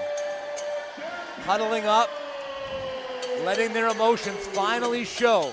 They've been stoic, they've been focused, and now the excitement worn across all the faces of the 12 players donning the red and white for Ontario. Quebec, a well-deserved second place finish. No question about that. They kept this game extremely competitive, and just look at the difference in competitiveness from the first time these two teams saw each other to now. And to have all 4 teams from Pool A with these 2 teams, and of course BC and Alberta as well. Pool A definitely dominated in this nationals, and great performances from everybody all around. But we're setting up here now for, of course, the closing ceremony, so make sure you stick with us and come back to celebrate, of course, all the extremely talented players, as we'll show you some of our final highlights. Of course, Rose Cillier being a big standout for Quebec. And we just had so lucky to get a very competitive gold medal game, of course. We appreciate you viewing. We hope you stick around for the medal celebration. The individual awards will be handed out. The first team All-Stars also will be recognized. Stay with us. You're watching the Canadian National Basketball Championships live on Canada Basketball's YouTube page. We will close it out with the closing ceremonies coming your way next.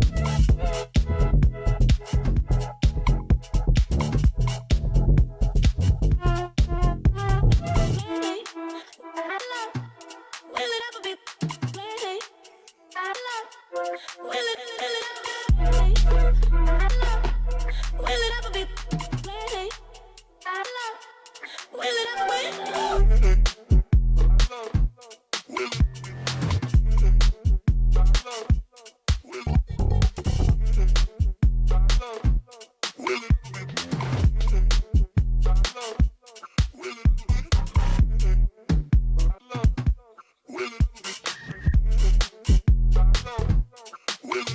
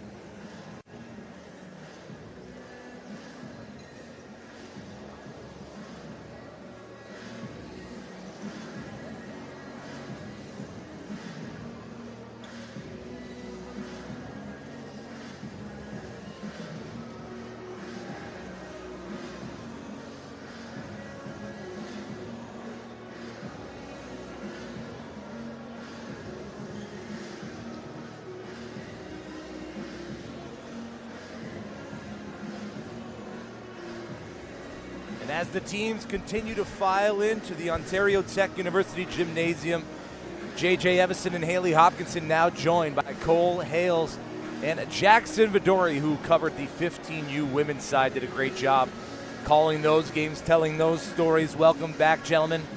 We've got the closing ceremonies here. We will hand out the medals, the individual MVP awards. What a great week of basketball has been. Some really notable performances. Any that stand out to you, gentlemen, from the women's side? Oh, lots to pick from, Jackson. I think for me, I think I'm going to have to go with a little bit of a low-key pick here. Not in any of the average points or average assist columns, but it's going to be Nev Hershey from Alberta, number 7. We got to speak to her family, actually, throughout the week, her mom and dad, and she just spoke to us about how much her commitment to the game. She had a great game in the bronze medal match as well, hit a couple of big shots. But for us, it was mostly because her parents spoke so much about her commitment to this team, her commitment to basketball. She's the youngest of 4 brothers, so she's the little girl in the family, and her mom and dad spoke so much about how she was used as kind of like a pylon, a rebounder, a passer back in the day when she was little and her brothers were a little bit older playing basketball, and how much she cared about this Alberta team. A lot of these girls on this team didn't meet each other until Monday, right? Wow. They didn't know each other. She's from Lethbridge, Alberta. A lot of the girls are from Calgary, Edmonton. That's 5 hours away from her, so she's got to drive long distances just to practice with these girls, and the fact that she was able to connect with them super well was just so well, and they made the bronze medal match and then obviously won bronze. Seems like you guys have made fans of the Alberta. The Alberta parents really love the two of you. Jackson, who stands out from the week in your eyes? I think for me it has to be number 13 on BC, Puni Deal. To me, the best sharpshooter that we've seen all tournament. She's never afraid to let that trigger fly, and she shot and made the most threes that we've seen, had incredible finals performances. Every single game she had in the playoffs, despite the finals, she had 25 plus points, had an unofficial visit to Kentucky, so definitely one of the stars that I've seen this whole tournament. Not many players in this age group getting those visits to D1 schools at that age, so definitely stand out there. From what we saw, I know you talked a lot to the Ontario players, Haley, but Rain Luke just dominated game in, game out for Ontario. Oh yeah, absolutely. It's so great to watch her play, and wanted to tell you guys as well that we also had another Ontario player on the men's side, Rudnick, who's sitting right here, also started the game off with 3 threes today, so similar performances. A little performance here of the Canadian National Anthem once more before we continue.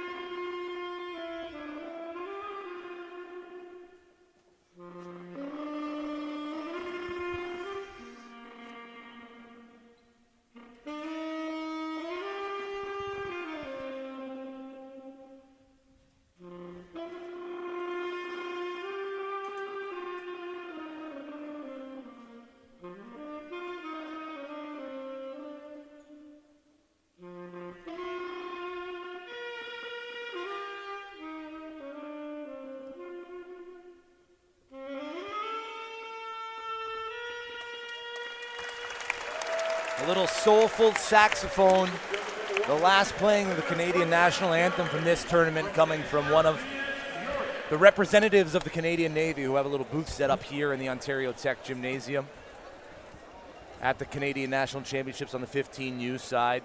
We've talked about the dominance of Ontario here at this tournament, but some really great showings from some of the other provinces as well. Oh, absolutely. One team I'm definitely super impressed with is Alberta on all ends of the competition here.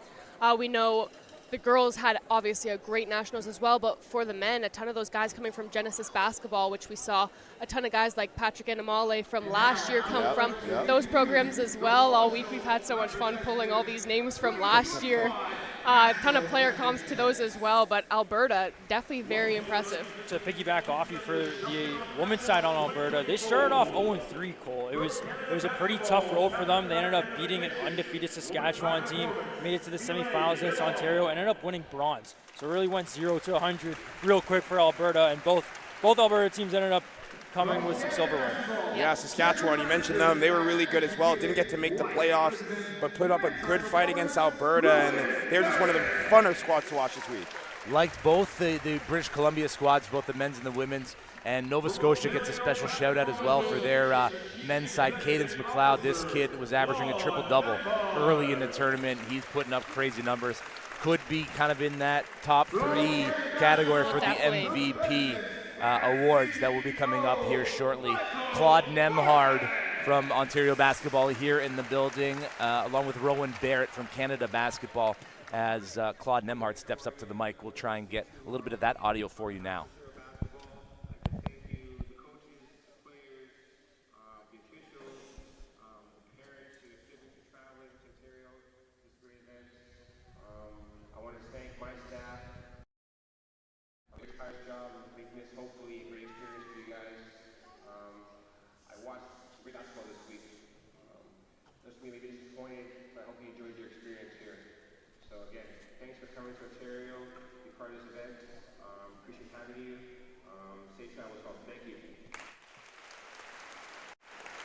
Short and sweet from Claude Nemhart. His two sons were in the building earlier to take in some of the gold medal games. Michael Bartlett stepping up to the mic now. We appreciate all the time, effort, and hustle that the players, coaches, staff, volunteers, and of course, OBA put into this week. Ultimately, as you heard from our Hall of Famers the other day, that round ball, that basketball can take you to some amazing places, not just in Canada, but around the world. Please promise me, whether you're a national team player in the future, a youth sport player, a coach, a volunteer, or somebody working in basketball and community, keep the game in your life. Choose basketball in your life for the rest of your life and make Canada better through this game, because we have an opportunity through basketball to truly be that unifying force in this country through our sport and to the top of the podium around the world. So congratulations to each and every one of you, and thank you for all that you bring to the game. Michael Bartlett there referencing the Hall of Fame ceremony that took place on Tuesday night. Obviously, Jack Armstrong, Dan Gladman, Michael Grange, some really heavy hitters there. Yeah, it was fantastic. Savannah Hamilton hosted the event, and everybody got their opportunity to give a speech. They got a jersey with their class, and of course, just because of COVID kind of throwing everything off, 3 classes were inducted, 2020, 2022, and 2024. Ladies and gentlemen, at this time, I would like to welcome Michael Bartlett, Billy Billon, and Claude Nemhart to present the medals for our women's bronze medal. So we will proceed with the medal presentations, beginning with the 15U women's. And as these teams get called up, just recollecting some of the moments from the medal matches that stick with you guys, Jackson and Cole, and what these teams have accomplished this week. Yeah, well, Alberta's up first. They won the bronze medal, obviously, and Jackson, we got to watch them a lot. I spoke about Nev Hershey, but there's a lot of girls on this team that have been so good all week. Like I mentioned, just met on Monday, a lot of them, so the chemistry that they've been able to build over from Monday now to Saturday has been immense, and it's been exceptional to watch. These girls deserve it all because they've really fought all week. Jackson spoke to how they started 0-3 and then were able to make the playoffs and beat a great Saskatchewan team that put pressure on them, and then make the bronze medal match, and it was just a really, really good week from this Alberta squad. And this Alberta team was the only squad that won a quarter against Team Ontario. The first quarter in their first matchup against each other, Alberta won by 1 point. A very tough team, this Alberta side. I was pretty impressed with Haley and Hannah Posterero, the Posterero twins. Hannah Posterero entering the playoffs, averaged 6.0 steals a game. Just such defensive stout, defensive presence, and they really worked for this bronze medal. And what about the women's game? As we've seen it evolve over time, and now with the Toronto Tempo sliding into Toronto next year in the WNBA, just how much these players have to look up for. You look at Canada on the international stage and what they're doing, especially the 3x3, right, with the Plouffe twins. We've got a lot of twins coming up in the women's game. Yeah, this squad has just been amazing, honestly. This Alberta team, I remember telling Jackson. It's your favorite? Yeah, after their first game on Monday, I remember in the car with him on the way home telling him that might be my favorite game of basketball I've watched in a long time. This squad just entranced me immediately, and I fell in love with them ever since. Right now, I'm just really happy for them in the way they played all week. Yeah, well, their game a little bit low scoring, but it was a defensive-focused game, and those twins, they were all over that game. Yeah, they were all over the game. Hannah and Haley Posterero. Want to give a shout-out as well to Grace Backer. We spoke with her grandfather earlier this week. Lots of parents were meeting this week from Alberta. You guys got to plan a trip out to the prairies. I know, we might have to now that we got a couple of friends out there, but You have a ton of places to stay. Exactly. We spoke to her grandfather, though, and she spoke to how much Grace loves the game and has made a lot of friends this week. So, again, just a testament to the chemistry that they've built all week. British Columbia now accepting the silver medals. They fell to Ontario in the 3:15 match. And a couple of great performances from a couple of different players on this one. Obviously, we talked about number 13. But what about Kasparek? There was a game where she was going off from deep, right? Yeah, Krepniak, yeah. Krepniak, my apologies. But she was able, she's not really much of a shooter, but in that semifinal game, she was able to pull 5 3-pointers off, 5 for 9 from the field. She was like the 1-2 punch, her and Punit Diol. British Columbia were, again, another team that I loved watching. I think Jackson can agree with me. Offensively, they were probably one of the better teams in this tournament.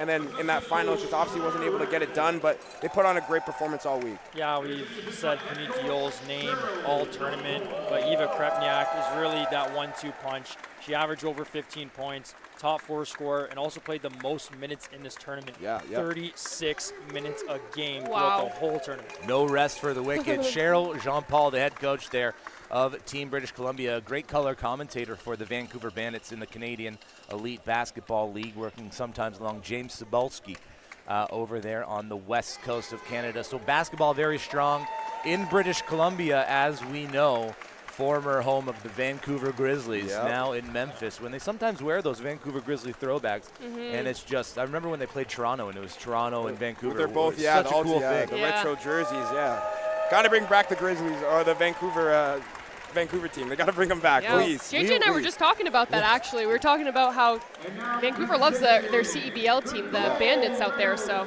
we were saying if there's going to be another Canadian team that is a really prime location, maybe bring it back. Gold medal presentation for Team Ontario. Justina King, a returning coach, with the other 2 coaches, Sarah Besseling and Jalika Kernan. And there is arguably the leader of Team Ontario. Definitely the leader for Team Ontario. She led them in points the first 2 games. Rain Marie Luke, number 2. She captained them against Quebec. She came out against Quebec in their first match, only played 3 minutes in the first half due to foul trouble, and still led them in points.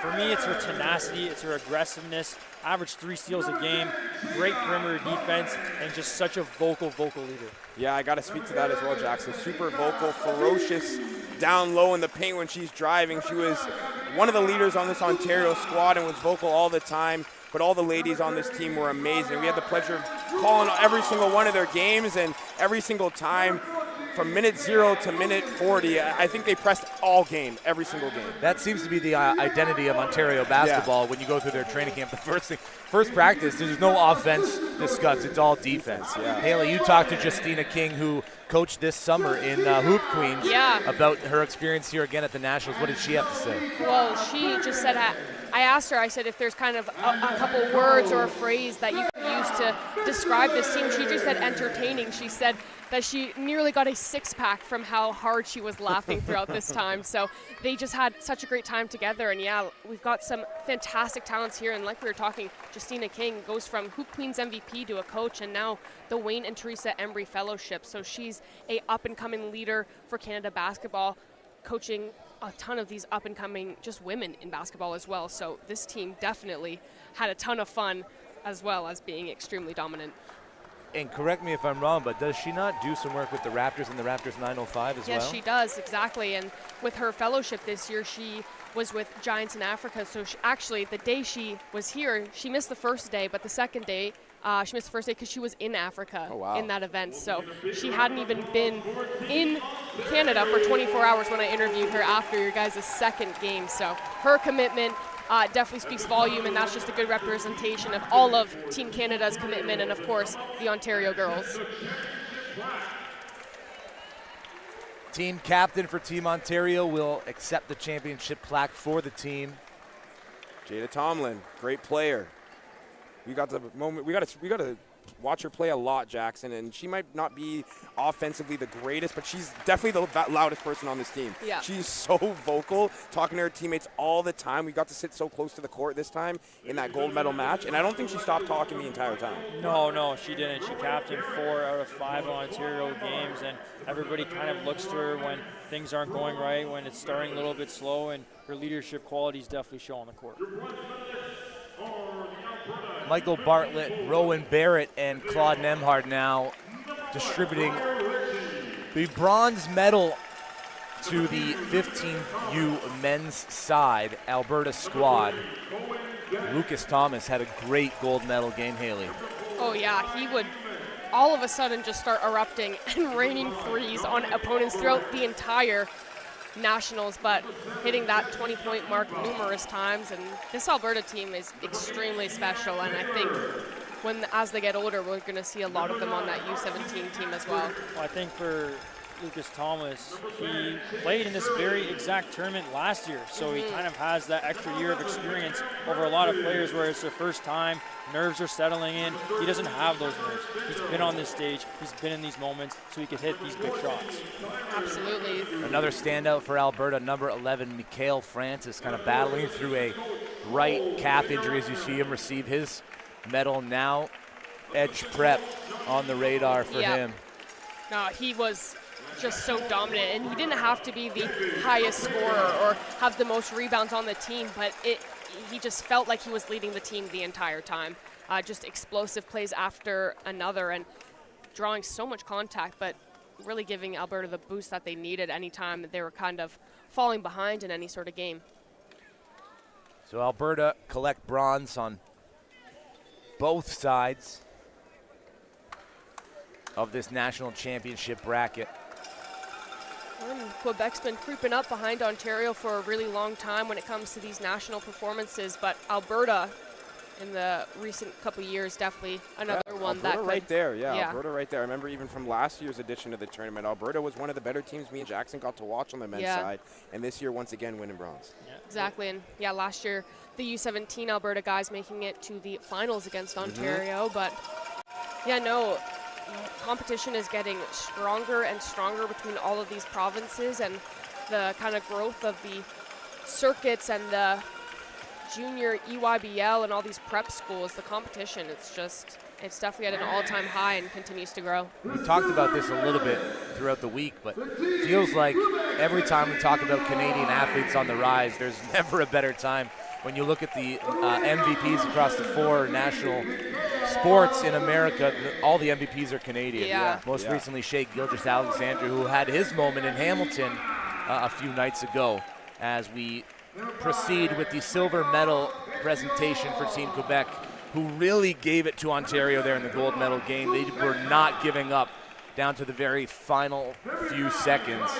And the person who stands out, obviously, is Michael Petzio. Oh, my gosh, yeah. Nearly every single basket he made in that gold medal game, you're just kind of looking like how does that continue to happen for him? Shooting off balance is nearly one of his biggest strengths, and obviously driving into contact. But, this team was extremely impressive, and as we talk about these extremely talented Canadians, a ton of these guys playing for Loup d'Or Elite as well, and they had a ton of chemistry, and I think Quebec definitely had some of the most growth from day one too.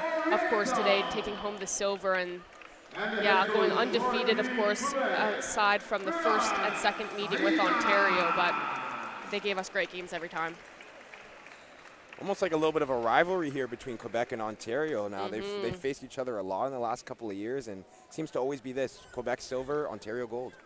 Absolutely, and you think with how kind of prominent the Ontario press was this year on both sides, that maybe next year we see a different side of Quebec where the press is more involved in their style of play. I mean, we definitely saw it with the men's putting on a good press against BC in the semifinals. Or no, putting Alberta in the semifinals game. I didn't see it too much today, but they did fall behind in that first quarter. Ultimately why they have the silver today, but hot starts and maybe a little more defensive pressure, and Quebec could be grabbing that gold next year. This is a great Quebec program. The same U15 squad was in the finals last year. Cole and I had the pleasure of commenting that game. They fell off short again, and Ontario just always seems to have their number, but Quebec is right there keeping a neck and neck to, like you said, JJ, the final seconds. Got a little bit close there. And lastly, Team Ontario are going to be called up player by player. If there is anything of importance to be said by the public address announcers, we will make sure that you get audio of it. Starting with the captain, to praise Badejo. He's been an absolute stalwart for Team Ontario. Oh, absolutely. He's their captain this year. He was an alternate last year, but he also represented Canada at that U16 America Cup. So a massive year for him, and he did just an absolutely fantastic job this year at Nationals. When this team was constructed, it's obvious that from the guards they wanted speed and tenacity, and from the bigs they wanted presence and soft hands. And they got that up and down the lineup. Every day it was somebody new stepping up for Team Ontario. On day one it was Jalen Shepard, then it was Cavante Walters, then it was Praise Video. Today, 15 points from Nathan Rudnick. Oh yeah, and just like how Maya Manor started the game off with 3 threes, Rudnick did the exact same thing today, and he's from Bill Crothers, and of course head coach Yusri Salia also coaching at Bill Crothers. So we talked a lot this week about kind of the trust that they already have between them, which is why he's able to kind of pull those threes, and they don't sugarcoat it. When he's hot, he's hot. When he's cold, he goes to the bench, but he'll always get that more chances to come back out and get that 3-ball hot again. It's got to be something in that number 8 jersey for Ontario, because when it comes to gold medal matches, they love to pull it from deep. Yeah, absolutely. And also, got to shout out Alberta for their 3-point shooting. It was out of this world. Really? Yeah. And Jacob Dylan Del Castillo from Saskatchewan made 33 threes. Wow. In the week to lead all 3-point shooters in the contest. So this country has a bright future. Obviously, we know that from the last Olympics. In terms of basketball, everybody eyeing LA 2028 Yep. as a chance to dethrone the United States of America. You look at Slovenia, what they're doing this summer. Obviously, Luka in great shape. Germany's always around. Yeah, France. France. Victor Wembanyama. Rudy Gobert. Rudy Gobert, you know what I mean? The Stifle Tower. Yeah, and the U.S. will be this. I'm so excited for this Olympics. I know it's so long away, but like we're not going to see so many of those returning USA players, which will be crazy. But it's a new era of basketball, for sure. I was actually watching that Court of Gold documentary throughout this week at Nationals after our days are done here, and it's so funny because if you take that and how USA has this dominance, it's kind of like Ontario, right? And then you have Canada, France, and Slovenia, and all these other teams slowly started to kind of rise up, and I feel like we're seeing a smaller scale of that right now with Alberta. The Saskatchewan women's having one of their best years as well, and just Alberta, Quebec, all these teams. So it's a smaller scale, but kind of the same situation there. So all medals have been awarded, and Praise Badeo is going to go back to collect the plaque with Nicholas Woodrich and Brandon Clark by his side. Woodrich being the only returning player from last year's roster. He did a great job, and of course he's with one of the most reliable players at the tournament.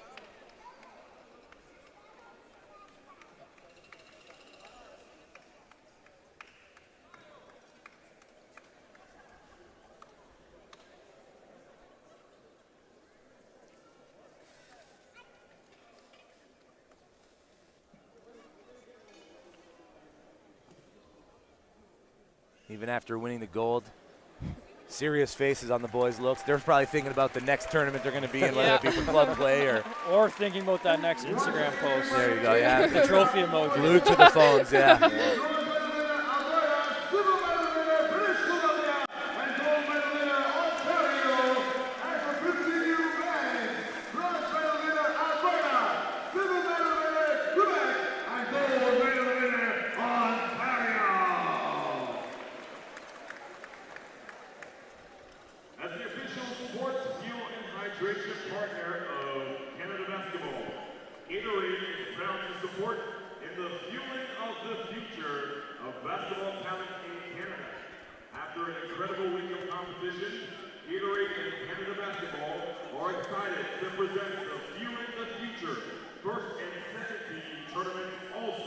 As we inch forward to the end of the closing ceremonies, first and second team All-Stars are going to be announced for each side of the tournament. Our women's second team All-Stars.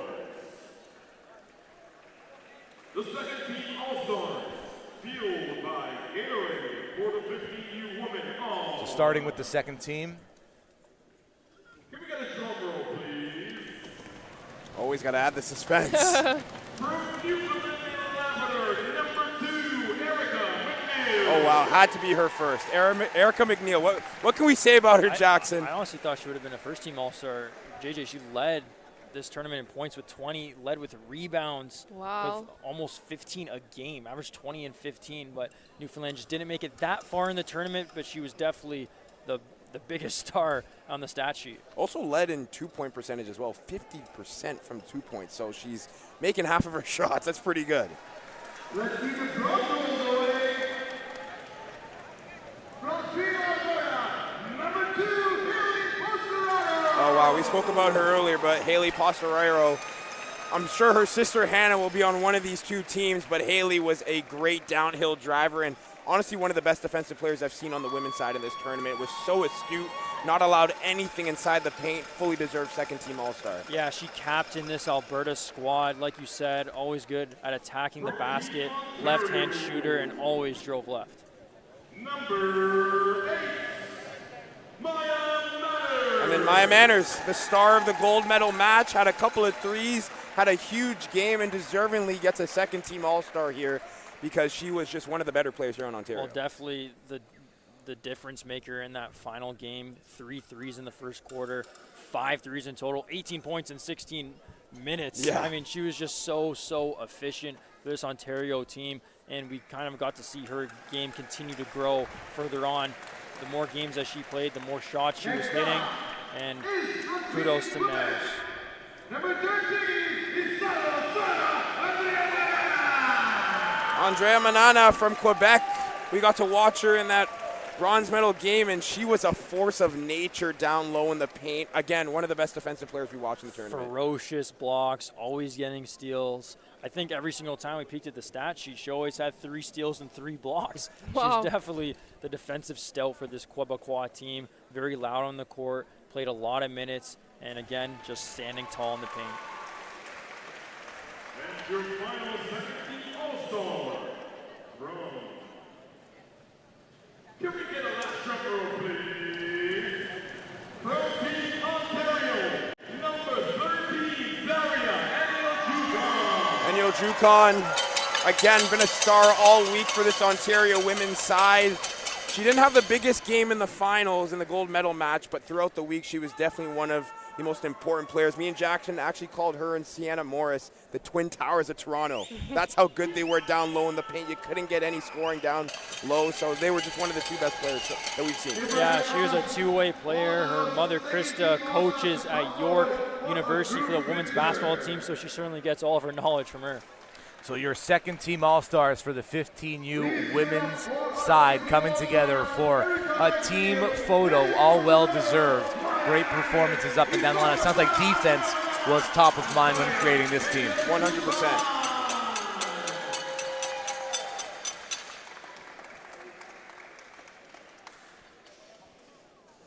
And now it is time. The first team All-Stars, fueled by Gatorade. Only 5 spots for the first-team All-Stars. You'd have to do something special to get your name mentioned here. That's my girl, Nev Hershey from Alberta.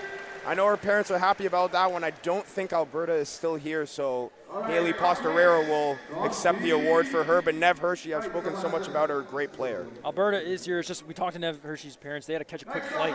She was just one of the best shooters in this tournament, and really just a sharpshooter from Alberta beyond the arc. Holt Malore from Saskatchewan. She led the tournament in 3-point percentage at 47%. Yeah, and field goal percentage. Not the tallest of players, but wow, she played with heart, always hustling on those rebounds, really read the trajectory really well. And we also got to see her game grow throughout the tournament. At the end of the day, this Saskatchewan team was undefeated in Pool B. So a big showing from Saskatchewan, and greatly acknowledged. British Columbia, number 13,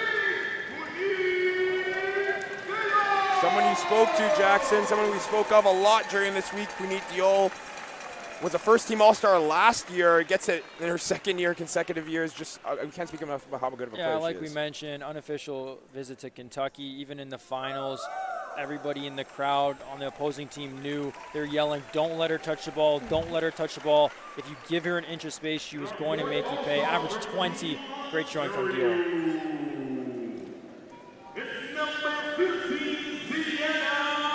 There she is, the other twin tower of Toronto. Sienna Morris was astute on defense throughout the entire tournament, standing at a big 6'6". It's really hard to score on her down low. It's really hard to score on her. You got that right. She's really good at rebounding as well, just knowing where she needs to be. Average over 8 rebounds. I'm a pretty tall guy. I stand at 6'2", and I was walking past her in the halls. I go, wow, you are very tall. I got to speak to her, and she was saying her mentality during the halfway mark of the game was just, I'm just going to leave it all out on the court. If I make it, I make it. If I don't, I don't. Of course, she was player of the game. And there she is, Iva Krepniak. Another one of that 1-2 punch on BC, 1B, should we say, to Punit Diol? Yeah, she played really well, especially in that semifinal game with 5 3-pointers, Cole. Averaged over 15 points, and like we mentioned, played the most minutes in this tournament. So British Columbia have 2 players on the first team All-Stars. Again, everybody raising their level of compete to match Ontario, and it's getting closer and closer each year.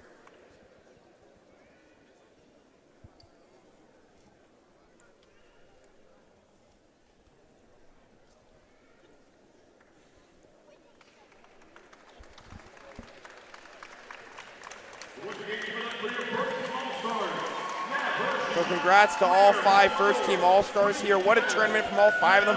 What a tournament from all 10 on the first and second team. Fully deserved. I think everybody that got picked was exactly who I picked on my sheet.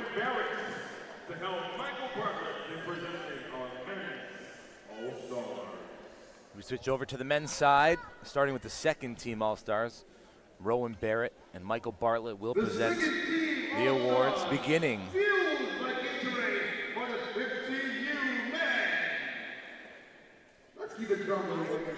with a drum roll, of course. All right, firstly, from Team Manitoba, number 4,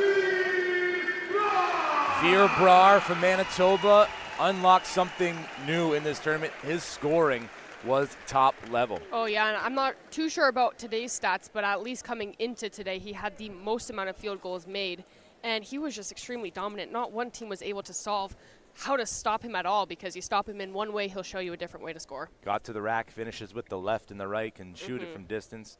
Good vision, good handles, creates off the dribble, catch and shoot as well. A lot of aspects to his game that if he continues to hone, you know, we'll see him compete at this level for a number of years. Most definitely. Cadence McLeod from Nova Scotia, we talked about him a lot, averaging that triple-double early in the tournament. He was held to just 3 assists in one game, but, you know, that was against Saskatchewan. They game planned specifically for him. Oh, yeah, and it's hard not to, because just he's so dominant. But nearing the end, when people were able to kind of figure out how to slow him down scoring-wise, he'll show you 15 assists.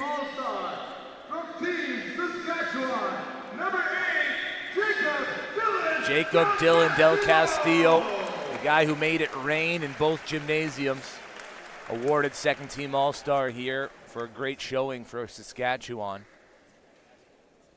And I remember his 38-point performance against Nova Scotia. The scorer's table was in absolute disbelief of what he was doing on the floor. Yeah, we didn't get the chance to call the Saskatchewan game, but obviously keeping our eyes on them and all the main competition here, and got to consider him. From New Brunswick, Ife Akitobi put up a dominant 20-point 16-board performance in the first game of the tournament and went on to just light teams up left, right, and center. Had a great showing against Quebec.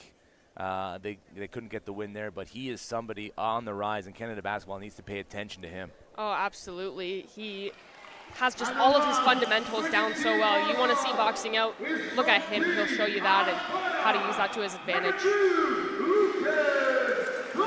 Lucas Thomas rounds out the second team All-Stars for the 15U boys. We already talked a little bit about what he did in the bronze medal match.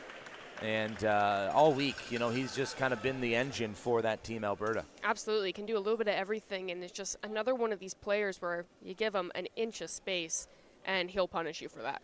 The other thing about his game that I really like is the mid-range has been said to have become non-existent. Obviously, basketball fans know that's not the case given what Shai Gilgeous-Alexander's done in the NBA. And a lot of these Canadian guards starting to model their game after guys like him and Nembhard, and they can just work around the first line of defense, get to the mid-range, pull up, and just drill shots. Two-pointers coming back, man. It's coming back.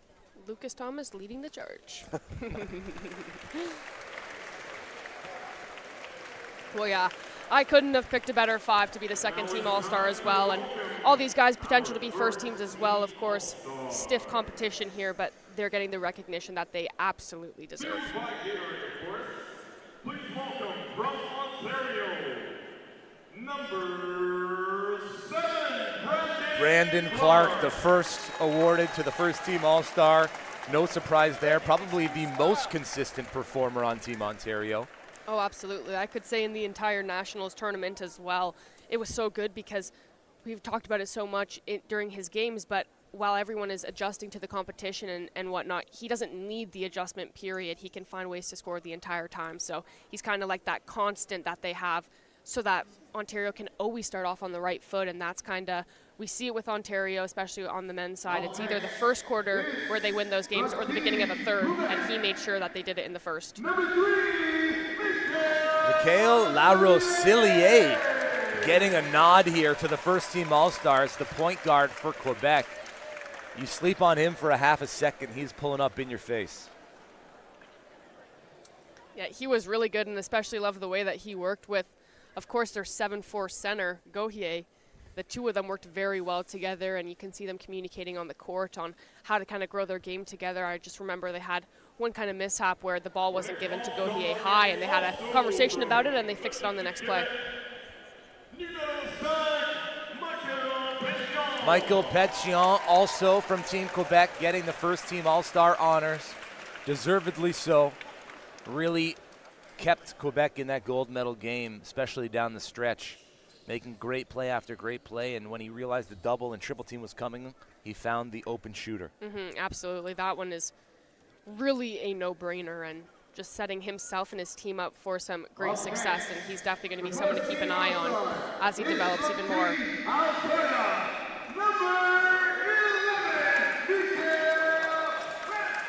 Mikhail Francis of Alberta joins Brandon Clark, Mikhail Larosilier, and Michael Pétion as part of the first-team All-Stars, leaving one space left to be claimed, and obviously we knew Mikhail Francis was going to be. Yeah, he was so impressive this entire time. Again, we talk about just his explosive ways of playing, and he might not be that top scorer on the Team Alberta, but regardless, he's always getting the and one opportunity when his team needs it most, which really just raises the spirits of the entire squad.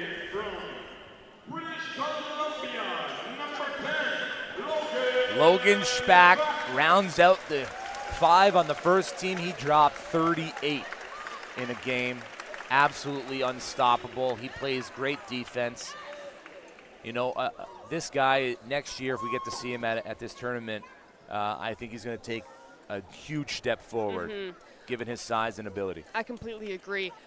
If he can become even the slightest bit, a little bit more consistent, he's absolutely unstoppable. He's got such a high ceiling, and we're already seeing just such signs of extreme dominance. And yeah, the combination of him and Shapotkin was absolutely fantastic. Shapotkin's someone else who deserves his recognition as well. Every game he had more and more tape to more and more injuries, but he never played like there was anything stopping him at all. All that's left are the individual MVP awards.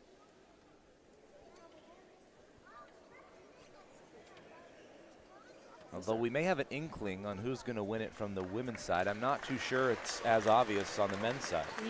Yeah. Men's side has me actually a little bit puzzled. Jackson, who do you think on the women's side? No, I was actually thinking it was going to be Rain-Marie Luke, but on Ontario, number 2, but she wasn't even named an All-Star. So to me, it would have to be Puni Diol, but we'll find out in just a few moments. All right, the 50-year women's MVP from Team Ontario, Guess I'm proven right. I did think it would be Ray-Marie Luke, and yeah, Cole, she was just stellar. I did take a look at her when she wasn't named an All-Star, and her jaw dropped. Oh, yeah. And I felt for her a little bit because I said, how? You averaged 15 points, you averaged 3 steals, you were just so intense and just that tenacity on defense, and just everybody looked towards you on this Ontario side, so much, much, much deserved. Yeah, averaged 15.4 points and was definitely the leader, like I spoke to, of this Ontario team. I was surprised as well when she wasn't named an All-Star in first or second team, but now she gets a higher honor. She gets the MVP. Yeah. It's tough to give the same person 2 big Gatorade jugs. Not sure anybody can drink that much Gatorade. Yeah. As we switch our attention to the men's side. Let's get a final drum roll of the night, shall we? Let's give it up from the man, from Team Ontario, number 1. Captain of Team Ontario, Praise Badejo, receiving MVP honors. And honestly, you can't be upset with that pick. He's not the flashiest scorer, but he does those 5 category things. He had 6 steals alongside Cavante Walters in the semifinal game. He's the leader of Team Ontario. The presence on the bench, the presence in the locker room, leads by example on the court, and everything Coach Eustace-Salia wanted from a captain. Yeah, absolutely. Leads by example for sure on the court as well. When the presses maybe hasn't been there for a few plays, he'll be there to initiate it. And yeah, no, he was absolutely fantastic this entire time. Him, of course, Clark and Walters, I'd say that was the big 3 for the Team O men, and they all deserve that recognition. So Team Ontario sweeps the MVPs. Any surprises there, guys? Nah. These 2 are so extremely dominant, and yeah, I'm sure they both were shocked when they didn't get those honors, and that's because they're confident, and they deserve to be confident because their playing style and their energy and presence on the court backs it up, so I couldn't think of 2 players that deserved it more than these 2. Great packages, too, they get when they win. Holy. I think they upgraded from last year to an extra hat in there. Did, yeah. Hats, T-shirts, bags, jugs. Let's go. We want to thank Ontario Basketball for putting on such a great event, Canada Basketball for continuing to prioritize developing talent in this country. We want to thank Durham College and Ontario Tech University for hosting us in these gymnasiums over the past 6 days. Sports Canada TV for the broadcast opportunity for everybody here. For Jackson Vidori, Cole Hales, Haley Hopkinson, I'm JJ Evison, saying thanks for tuning in. We appreciate you. Enjoy the rest of your weekend, and we hope to see you again next year.